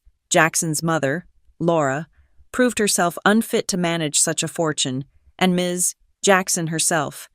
He turned to look at me with a sneer that made my skin crawl. "Ms. Jackson is not the innocent victim she plays on television. She has known about the trust for years. She has accepted the arrangement. In fact, we have proof that she has tried to manipulate the estate for her own gain before." Sterling pulled a document from his briefcase. He held it up like a weapon. "I present to the court a document titled Revocation of Renunciation, dated 2 years ago," Sterling announced. "It bears the signature of Brooklyn Jackson. In this document, she attempted to revoke a previous waiver of rights, essentially demanding a larger payout from the trust. When Mr. Langford refused to liquidate assets to fund her demands, she decided to stage this public coup." My blood went cold. I had never seen that document in my life. Graham did not flinch. He leaned over to me. "Did you sign that?" "Never," I whispered. "I didn't even know the trust existed 2 years ago." "Good," Graham said. He stood up. "Objection, Your Honor. We have not seen this document." "You can see it now," Sterling said, sliding it across the table. I looked at it. It was a legal form, dense with jargon. At the bottom was a signature Brooklyn Jackson. It looked right. It had the loops, the slant. It looked terrifyingly like my own hand. For a second, I questioned my own sanity. Had I signed it? Had I forgotten? "This paints a very different picture," Sterling argued. "This shows a young woman who was complicit in the arrangement, got greedy, tried to renegotiate, and when that failed, decided to play the victim card." Graham didn't argue. He simply turned to the back of the room. "Your Honor, anticipating that Mr. Langford might produce new evidence of my client's cooperation, we took the liberty of asking Dr. Dr. Robert Vance, a forensic document examiner, to be on standby." The judge raised an eyebrow. "You brought a handwriting expert to an emergency hearing." "We know who we are dealing with," Graham said dryly. Dr. Vance was sworn in. He was a small man with thick glasses and a projector. He took the document Sterling had just produced and placed it under the lens, projecting the signature onto the wall. Next to it, he placed my employment contract from Helio Cascade, dated 3 years ago. "At first glance," Dr. Vance said, his voice monotone, "these signatures appear identical. The spacing is correct. The letter formation is consistent. It is a very high-quality simulation." Victor crossed his arms, looking smug. "However," Dr. Vance continued, zooming in until the ink strokes looked like roads on a map, "handwriting is not just about shape, it is about pressure and speed. Look here, at the loop of the B in Brooklyn." He pointed to a tiny blot of ink at the top of the letter. "When a person writes their own name, they do it in a fluid motion. The pen rarely stops. But here, see this hesitation mark? The writer stopped for a fraction of a second to check the angle. That is the mark of a drawing, not a writing." "That could be nervousness," Sterling argued. "Perhaps," Dr. Vance said, "but there is a more fatal error. Ms. Jackson, please pick up that pen." I picked up the pen lying on the table. "Which hand are you using?" Dr. Vance asked. "My right hand," I said. "Ms. Jackson is right-handed," Dr. Vance said to the judge. "When a right-handed person crosses a T, the stroke typically goes from left to right, tapering off at the end, like a plane taking off." He pointed to the real signature on my employment contract. The cross on the T was sharp, fading to the right. Then he pointed to the document Victor had produced. "On this document," Dr. Vance said, The cross on the T gets heavier at the end. It stops abruptly. This is a stroke made by someone pushing the pen from left to right, and this is more likely someone who is left-handed trying to mimic a right-handed slant. Dr. Vance took off his glasses and looked directly at Victor Langford. "Mr. Langford," Dr. Vance said politely, "I notice you are taking notes with your left hand." The courtroom went silent. Victor froze, the pen hovering over his legal pad. He slowly put the pen down, but the damage was done. "This is a blatant forgery," Dr. Vance concluded, "and a clumsy one at that." Judge Thorne rubbed her temples. She looked at the document, then at Victor. "Mr. Sterling," she said, her voice dangerously quiet, "if your client presents one more piece of manufactured evidence in my courtroom, I will have him held in contempt before lunch. Do I make myself clear?" "Crystal, Your Honor," Sterling said, wiping sweat from his upper lip. "We withdraw the document. But the question remains." Sterling pivoted quickly, trying to salvage the wreckage. "Forgery or not, the core issue is Silas Hartwell's intent. We have 10 years of precedent. We have a mother who renounced her claim. We have a trustee who has kept the company profitable. Does the court really want to hand over a multi-million-dollar logistics empire to a cleaning lady based on a technicality?" He said "cleaning lady" like it was a disease. At that moment, the side door opened.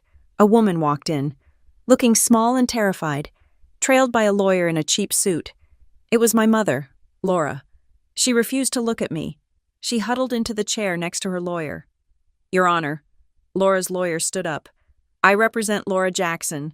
Given the volatile nature of these revelations and the deep family trauma involved, we formally request a recess for mediation. This is a family misunderstanding. It should be handled privately, not in the public record." It was a lifeline for Victor.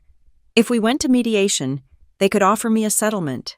They could offer me $10 million, $20 million, to sign a non-disclosure agreement and walk away. They could bury the fraud. They could keep their reputations. Judge Thorne looked at me. For the first time, her expression softened slightly. "Ms. Jackson," she said, "this is probate court, not criminal court. My job is to settle the estate, not to punish the wicked. Mediation is often the path of least resistance. It is less painful. It is faster. You could walk away today with a significant settlement and your privacy intact." She leaned forward. "Do you want to pause these proceedings and attempt to reconcile with your family?" I looked at Victor. He was watching me with a predatory gaze, silently daring me to take the money. He thought everyone had a price. Then I looked at my mother. She was twisting a tissue in her hands, the same way she used to twist her apron when the bills came. I remembered the photo on the shelf, the scissors, the lie about the frame not fitting. I thought about the car parked in Sienna's driveway. I thought about the years I spent taping my shoes because I couldn't afford new ones. I thought about the folder on my cart. "No, Your Honor," I said. My voice did not shake. The room went quiet. "I do not want to reconcile," I said. "And I do not want a settlement." I stood up. I felt the eyes of every lawyer in the room on me, analyzing my cheap uniform, my messy hair. "They think because I clean floors, I am desperate," I said. "They think because I am poor, I will take a check and go away. But this was never about the money. It is about the truth." I pointed at the stack of files Graham had prepared. "My mother erased me to protect herself. Victor erased me to enrich himself. They treated my life like a clerical error to be corrected. If I settle now, I am agreeing with them. I am agreeing that I can be bought." I looked Judge Thorne in the eye. "I want the truth in the record, Your Honor. I want it written down that Brooklyn Hartwell Jackson exists, and I want it written down that they stole from me." Graham placed a heavy hand on my shoulder in support. He then slid a new stack of papers toward the judge. "To support my client's position as the rightful heir," Graham said, "we submit the following into evidence." He laid them out like playing cards. Exhibit A, 3 years of pay stubs from Helio Cascade Facility Services. Note the hourly rate, $13.50. Exhibit B federal tax returns for the last 3 years. Gross annual income $28,000. Exhibit C bank statements showing 0 transfers from any family trust. 0 gifts. 0 loans. Graham's voice rose, filling the room with the cadence of a hammer striking a nail. The integrity labor clause in Silas Hartwell's will states that the estate shall vest in the descendant who can demonstrate continuous, independent employment for 12 months. Ms. Jackson has not just met that standard, she has lived it. Graham pointed a finger at Victor. While Mr. Langford was paying himself $200,000 a month to sit on a yacht, my client was cleaning the toilets of the building she owns. She worked the night shift. She paid her taxes. She survived on $13 an hour in the very empire her grandfather built. The judge picked up the pay stubs. She flipped through them, page after page of minimum wage labor. Then she picked up the ledger of Victor's management fees. The contrast was violent. It was undeniable. Ms. Jackson, Judge Thorne said, looking over the papers, you have worked at the Hartwell Plaza for 3 years. Yes, Your Honor, I said, and you have never missed a shift. Only once, when I had the flu, I said. But I made up the hours the next weekend. The judge looked at Victor. Mr. Langford, she said dryly. It appears the plaintiff has a better work ethic than your entire board of directors. Victor turned a pale shade of gray. This clause, Sterling started to argue, his voice weaker now. It is archaic. It is vague. It is specific, Judge Thorne snapped. And it appears to be the only part of Silas Hartwell's will that hasn't been violated by your client. She banged her gavel. The sound was loud and final. The motion for mediation is denied. The petition to recognize Brooklyn Hartwell Jackson as the presumptive heir is noted with significant merit. Victor slumped in his chair.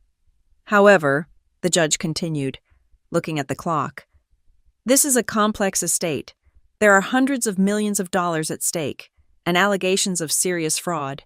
I cannot rule from the bench on a Tuesday afternoon without reviewing every single piece of paper submitted today. She looked at me. I am granting a 24-hour recess. I will issue my ruling on the succession and the asset freeze tomorrow at 2 p.m. Until then, the status quo remains. Mr. Langford, you are ordered not to move a single penny out of those accounts. If a dollar moves, you go to a cell. Court is adjourned, the bailiff called out. All rise. We walked out of the courtroom into the hallway. Graham did not look happy.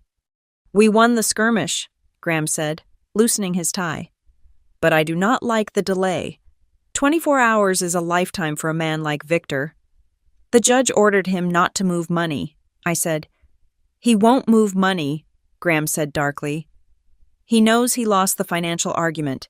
He is going to try to destroy the character argument. He is going to spend the next 24 hours digging up every mistake you have ever made, every overdue library book, every parking ticket, and he might try to get to the witnesses. My mother, I asked. Your mother looked ready to break, Graham said. If Victor gets to her tonight, he could force her to recant everything. He could make her say she lied about the forgery. I felt a cold wind blow through the hallway. We were so close. I could feel the weight of the keys in my hand, but the door wasn't locked yet. I need to go back to the building, I said suddenly. Why? Graham asked. You are done cleaning, Brooklyn. You made your point. No, I said. There is something else. Something Silas wrote about in the letter. I remembered the line from the scanned letter we had shown on the screen, I have set a place at the dinner table. But there was another line in the folder. A scribbled note on the back of a napkin that I hadn't shown anyone yet. A note about where he kept the things that really mattered. Not in the bank vault, not in the lawyer's office, the machine room. He had scrawled, "The heart of the beast." Victor thinks he can spin this, I told Graham. He thinks he can say Silas changed his mind. I need something he cannot spin. I need an anchor. What kind of anchor? Graham asked. Silas was a paranoid old man, I said.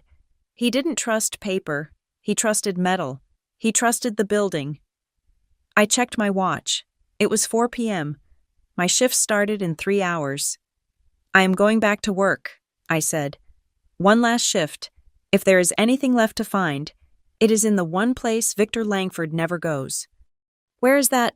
Graham asked. The dirtiest room in the entire building. I said. I turned and walked toward the exit. The battle in the courtroom was paused, but the war was moving back to my turf. I had 24 hours to find the final nail for Victor's coffin, and I knew exactly where to look. Graham Finch sat across from me in the break room of the law firm, looking at a cooling cup of coffee. The 24-hour recess was ticking away like a bomb timer. We had 18 hours left. I am worried. Brooklyn, Graham admitted, rubbing his eyes. Judge Thorne is fair, but she is a traditionalist. Victor's lawyers are going to pivot. They will stop arguing about the signature and start arguing about intent. They will say Silas knew you existed but didn't trust you. They will say he verbally instructed Victor to manage the money because he thought his daughter was unstable. If the judge buys that there was an oral modification to the trust, Victor could stay in control for years while we litigate. We have the will, I said. We have the clause. We have a clause that requires interpretation, Graham countered. I need something absolute. I need Silas to speak from the grave in a way that Victor cannot twist. I need a document that predates the stroke, something that explicitly forbids a permanent trust. I closed my eyes, thinking back to the folder. I thought about the scribbled notes in the margins of the documents Silas had left me. There was a pattern to them. Silas Hartwell was a man who built logistics networks. He didn't trust clouds. He trusted concrete. He didn't trust banks. He trusted vaults. I remembered a specific phrase he had written on the back of the calling card in the folder. The penthouse is for show. The basement is for survival. And another note, scrawled near the map of the building, the safest place is the one the suits are afraid to touch. I need to go back, I said, standing up. To the apartment, Graham asked. No, I said. To the plaza. I need to go to the machine room. Graham looked alarmed. Brooklyn, if Victor catches you on the property now, he will have you arrested for trespassing. You made your point in the lobby, but you are technically suspended. I am not suspended, I corrected him. My shift doesn't start until 8, but my badge still works. And Victor isn't looking at the basement. He is looking at the penthouse. He thinks power lives at the top. I took a cab to the service entrance of Hartwell Plaza. It was 6 in the evening. The building was transitioning from the day shift to the night crew. I pulled my Helio Cascade cap low over my eyes and swiped my badge. Beep. The light turned green. Victor had been so busy doing damage control with the press that he hadn't gotten around to deactivating my credentials. I didn't go to the 42nd floor. I went down. I took the freight elevator to sub-basement 3. This was the level below the parking garage. It was where the massive HVAC chillers lived. It was where the backup generators hummed. It was a world of gray concrete, yellow safety lines, and the deafening roar of industrial fans. I walked past the electrical room. I knew every inch of this level because I was the only one who cleaned it. Most janitors skipped B3 because nobody checked. But I checked. I walked to a panel on the far wall, near the main water intake. It looked like a standard breaker box, painted a dull industrial gray. For 3 years, I had dusted the top of it. I had assumed it was just telecommunications gear. But now, looking at it with the eyes of an heir, I noticed something. The lock wasn't a standard pin tumbler. It was a tubular lock, the kind you see on vending machines or high-security safes, and scratched into the paint, barely visible unless you were scrubbing it with a rag, were initials. S. I tugged on the handle. Locked. Okay, Silas, I whispered. Where is the key? I thought about the logic of a janitor. If you need to access a room constantly, but you don't want to carry the key on a ring where it might get lost or stolen, you hide it nearby. You hide it in a place where no executive, no lawyer, and certainly no Victor Langford would ever look. I turned around and looked at the small, grime-stained door labeled Facilities Maintenance Restroom. It was the bathroom for the mechanics and the cleaning crew. It was widely considered the worst room in the building. The ventilation was bad. The lighting was dim. It smelled of oil and cheap soap. I walked in. The fluorescent light flickered. I looked at the paper towel dispenser. It was an old metal model, dented and rusted at the corners. I opened the dispenser, pretending I was refilling it. I felt along the back of the metal casing, up near the wall mount. My fingers brushed against something that wasn't metal. It was texture, duct tape. I peeled it loose. A small, heavy bundle fell into my hand. It was wrapped in layers of gray tape, caked with dust. I carefully peeled the layers back. Inside lay a silver key with a round head. Engraved on the metal was the old logo of the company H. T. P. My heart hammered against my ribs.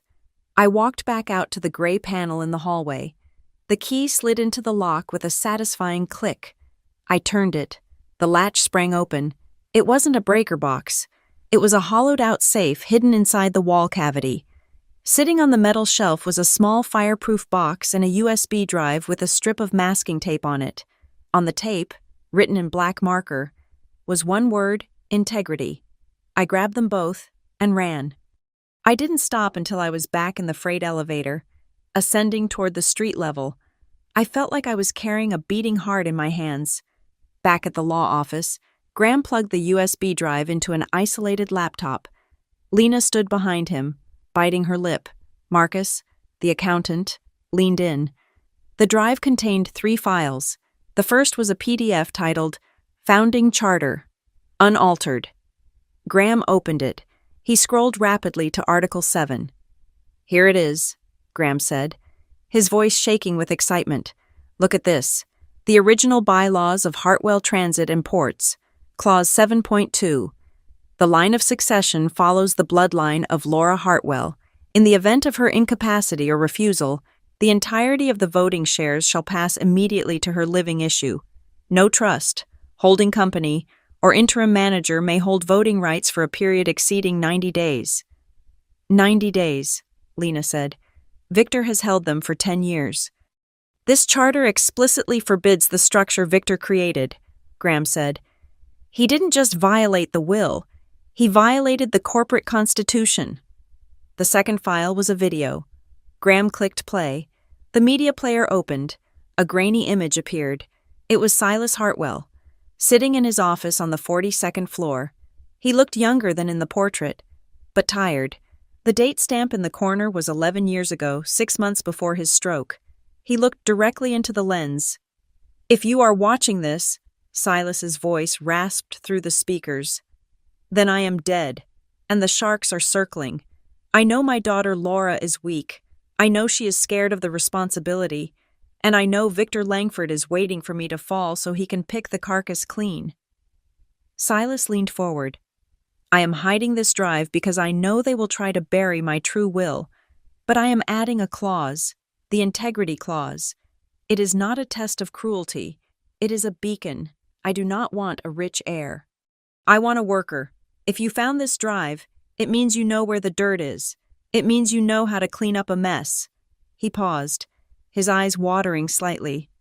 "If you are here, granddaughter and I hope to God you are use this. Destroy the trust, take back the company, and clean the name Hartwell. Don't let them turn my legacy into a piggy bank." The video ended. The room was silent. Lena wiped a tear from her eye. "That is it," Graham said softly. "That is dispositive. That is the voice of the testator. Clear as day, contradicting everything Victor has argued." Graham immediately started typing. "I am filing an emergency motion to submit this into evidence. We are going to hash-check the metadata to prove the date is authentic. Once Judge Thorne sees this video, Victor is done." But Victor wasn't done yet. A wounded animal bites hardest right before it dies. While we were celebrating the discovery, my phone started buzzing. It vibrated across the mahogany table. I picked it up. It was a link sent from an unknown number. I clicked it. It was a headline from a trashy online tabloid called The City Gossip, Janitor Heiress or Gold Digger. The secret past of Brooklyn Jackson. The article was vicious. It claimed I was a drug addict who had been estranged from my family for years. It claimed I had harassed my mother for money. It quoted anonymous sources saying I had staged the lobby event as a publicity stunt to force a settlement. "He is trying to poison the jury pool," Lena said, reading over my shoulder. "Except there is no jury. He is trying to poison the judge." Then my phone rang. It was a restricted number. I answered. "Hello?" "Ms. Jackson," a smooth voice said. It was Sterling, Victor's lawyer. "I am calling with a one-time offer. Mr.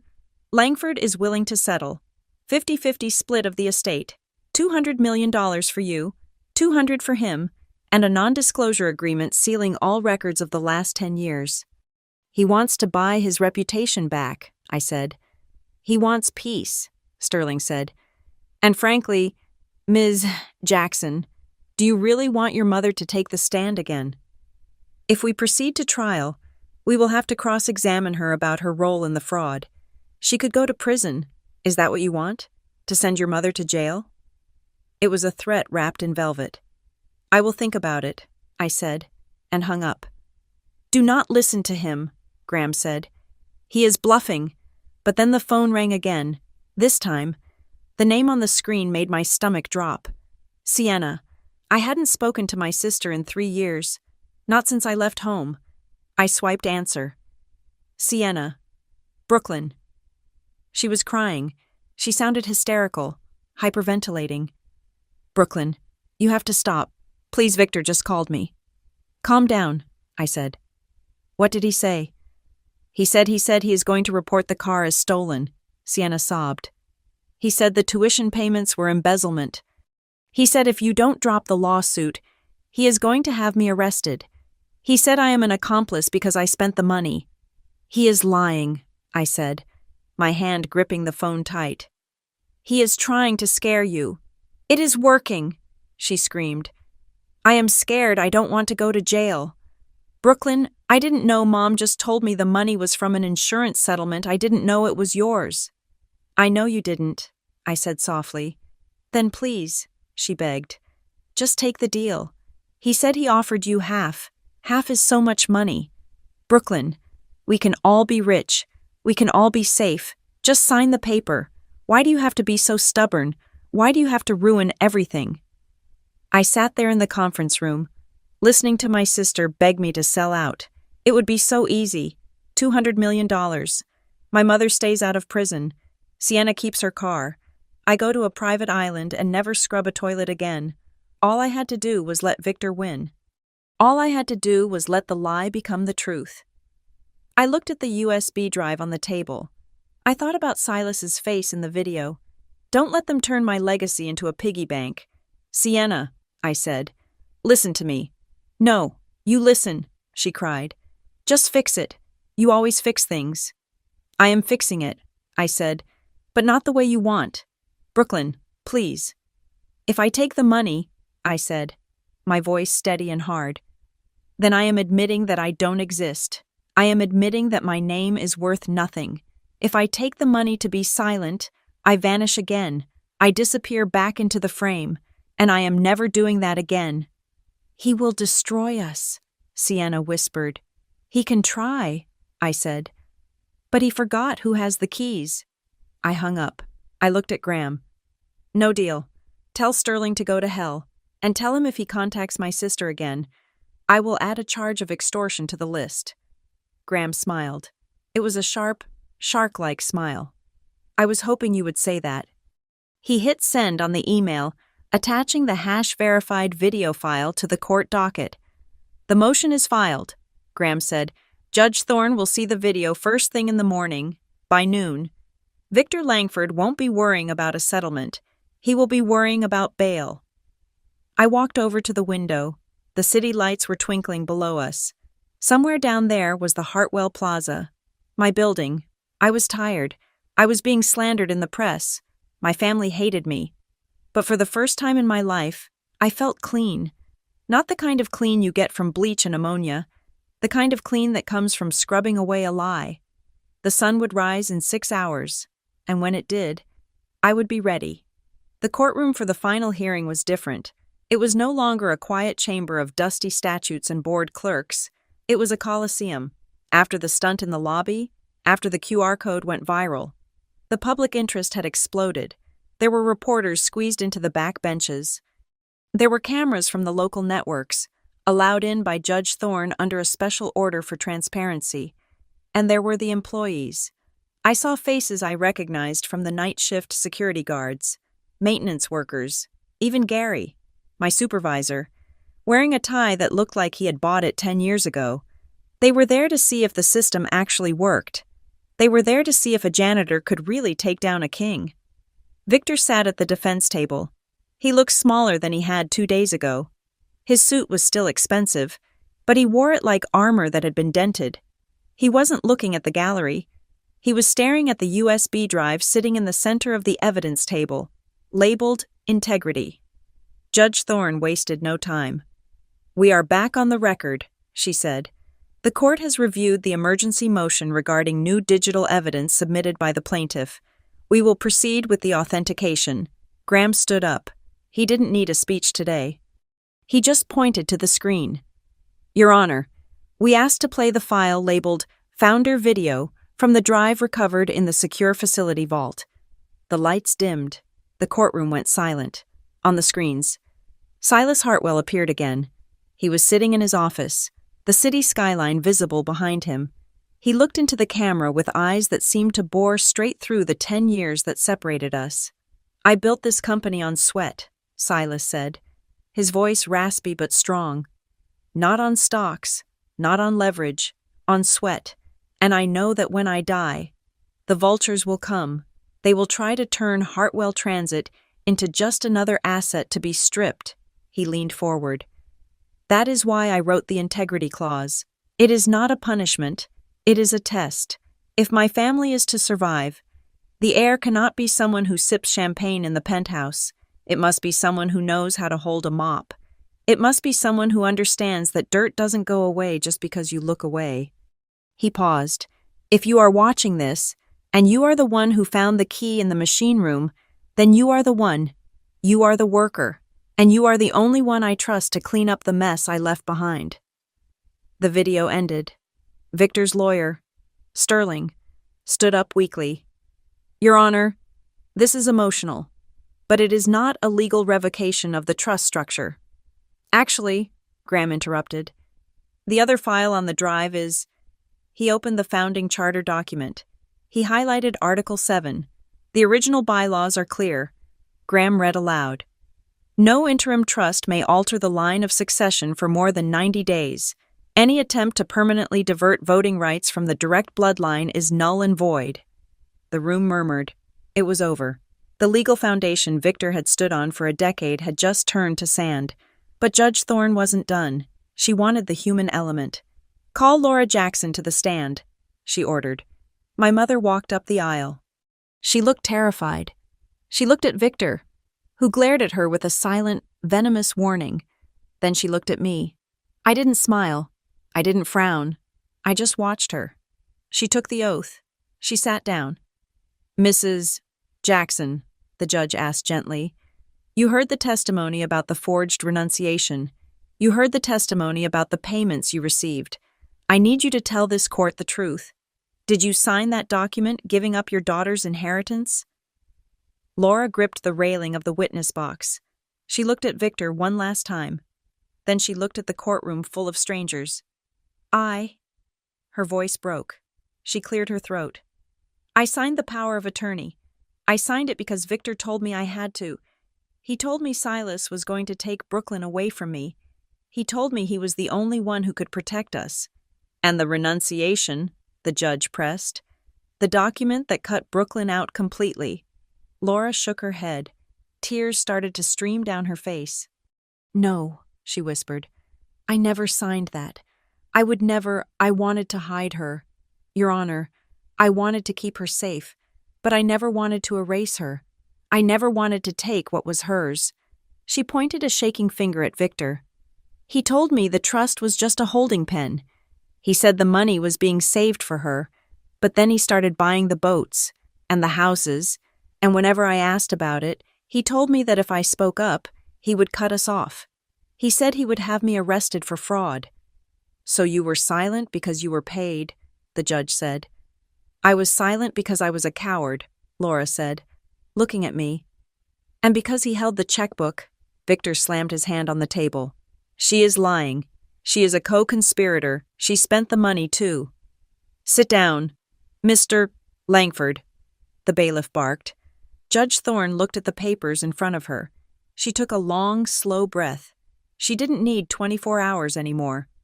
The evidence before this court is overwhelming, she began, her voice ringing with finality. We have a clear testamentary intent from Silas Hartwell. We have a corporate charter that forbids the current trust structure. And we have a witness who confirms that the document stripping the plaintiff of her rights was a forgery. She looked at me. Brooklyn Hartwell Jackson, the court finds that you have satisfied the integrity labor clause. You have demonstrated continuous independent employment under the most trying of circumstances. You did not rely on the family fortune. You served it. She turned to Victor. Mr. Langford, you have used this court as a shield for theft. You have forged documents. You have intimidated witnesses. And you have treated a fiduciary trust as your personal piggy bank. She banged the gavel. It sounded like a gunshot. The Harborline Trust is hereby dissolved effective immediately. All assets, including the controlling interest in Hartwell Transit and Ports, revert to the sole beneficiary, Brooklyn Hartwell Jackson. Cheers erupted from the back of the room. The janitors, the guards, the workers. Quiet, the judge ordered, though she didn't look angry. I am not finished. I am referring this entire file to the district attorney's office for immediate investigation into fraud, embezzlement, and forgery. Mr. Langford, you are remanded into custody pending a bail hearing. You are a flight risk. Sir, do not leave this building. 2 bailiffs moved toward Victor. He stood up, his face pale. He looked at his wrist, at the platinum watch that cost more than my mother's house. Suddenly, it didn't look like a symbol of power. It looked like evidence. It looked cheap. He looked at me one last time as they handcuffed him. He didn't scream. He didn't curse. He just looked empty. I didn't feel a surge of joy. I didn't feel like laughing. I felt a heavy, quiet relief. The weight that had been pressing on my chest for 29 years was gone. I walked over to the plaintiff's table. I reached into my pocket and pulled out my Helio Cascade employee badge. The plastic was cracked. The photo was 3 years old. The name was spelled wrong. I placed it gently on the mahogany table. Are you quitting? Graham asked, smiling. No, I said. I am retiring. The job is done. It kept me alive long enough to win. We walked out of the courthouse into a storm of flashbulbs, but we didn't stop for interviews. We got into a car and drove straight to the Hartwell Plaza. We didn't go to the penthouse. We went to the boardroom on the 42nd floor, the room where Silas had given me the folder. The new board of directors was waiting. They were nervous. They expected a purge. They expected me to fire everyone. I sat at the head of the table. I placed the folder on the polished wood. I am not going to be the CEO, I told them. I know how to clean a building, not how to run a global logistics network. You keep your jobs. You run the ships. Relief washed over the room. However, I continued, I am taking the position of trustee. I control the foundation. I control the flow of the profit, and the first thing we are doing is changing where the money goes. I slid a document across the table to Graham. It was the charter for a new entity. The Hartwell Foundation for Work and Dignity, I read. From this day forward, 20% of all dividends will not go to shareholders. They will go to a dedicated fund for the invisible staff of this company, the janitors, the security guards, the cafeteria workers, full college scholarships for their children, legal defense funds, emergency housing grants. One of the board members cleared his throat. That is a significant amount of capital. Ms. Jackson, the shareholders might object. The majority shareholder is sitting in this chair, I said. And she used to scrub your toilets for $13 an hour. The objection is overruled. Graham smiled and signed the paper as a witness. That evening, As the sun set over the city, I walked down to the lobby. The event planners had scrambled to change the programming after the news of Victor's arrest broke. The massive LED wall was no longer showing Victor's face.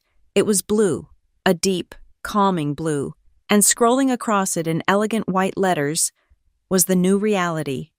The Silas and Brooklyn Hartwell Fund for Invisible Workers. My name was there, right next to my grandfather's, not below it, not hidden, and definitely not cut out. I saw my mother standing near the revolving doors.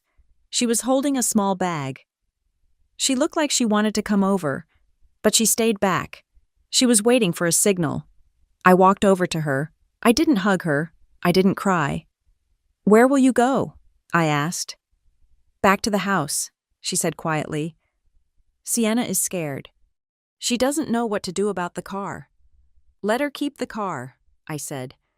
"I will pay off the note. I don't want to be petty." Laura looked at me, her eyes filling with tears. "Brooklyn, I am so sorry. I was just—" "Don't," I said, raising a hand. "Don't apologize. Apologies are easy. Truth is hard." I looked her in the eye. "I am not going to cut you out of my life. Mom, I am not going to do to you what you did to me, but the bank of silence is closed. If you want to be in my life, you start by telling the truth. About everything. No more secrets. No more hiding. If you lie to me once, even about a small thing, you are gone. Do you understand?" She nodded, wiping her face. "I understand." "Good," I said. "Go home. Take care of Sienna. We will talk next week." She walked out the door, looking lighter than she had in years, but still carrying the weight of what she had done. I watched her go. Forgiveness wasn't a switch you flipped. It was a long road. But at least we were finally on the map. I turned back to the lobby. It was quiet now. The night shift was starting. I saw a young man pushing a gray utility cart across the marble floor. He looked tired. He was wearing a uniform that was too big for him. He stopped to wipe a smudge off the glass door. I walked over to him.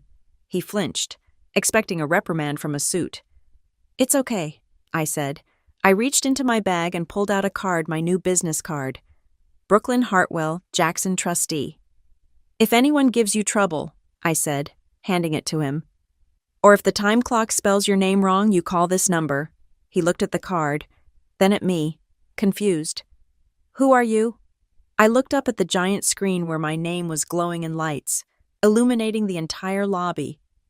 I looked at the portrait of Silas Hartwell on the wall, and then I looked at my own reflection in the glass, not a ghost, not a mistake, but a woman who stood solid on her own ground. "I'm the one who holds the keys," I said. I walked out into the cool night air. I didn't have a limousine waiting. I just had a small bag and a long walk home. But as I stepped onto the sidewalk, I stopped and looked up at the 42nd floor. The lights were on. My lights. For the first time in 29 years, the frame fit perfectly. Thank you so much for listening to my story. I would love to know where you are tuning in from. So please drop a comment below and let me know which part of the world you are in. If you enjoyed this story, please make sure to subscribe to the Maya Revenge Stories channel, like this video, and smash that hype button so we can share this story with even more people.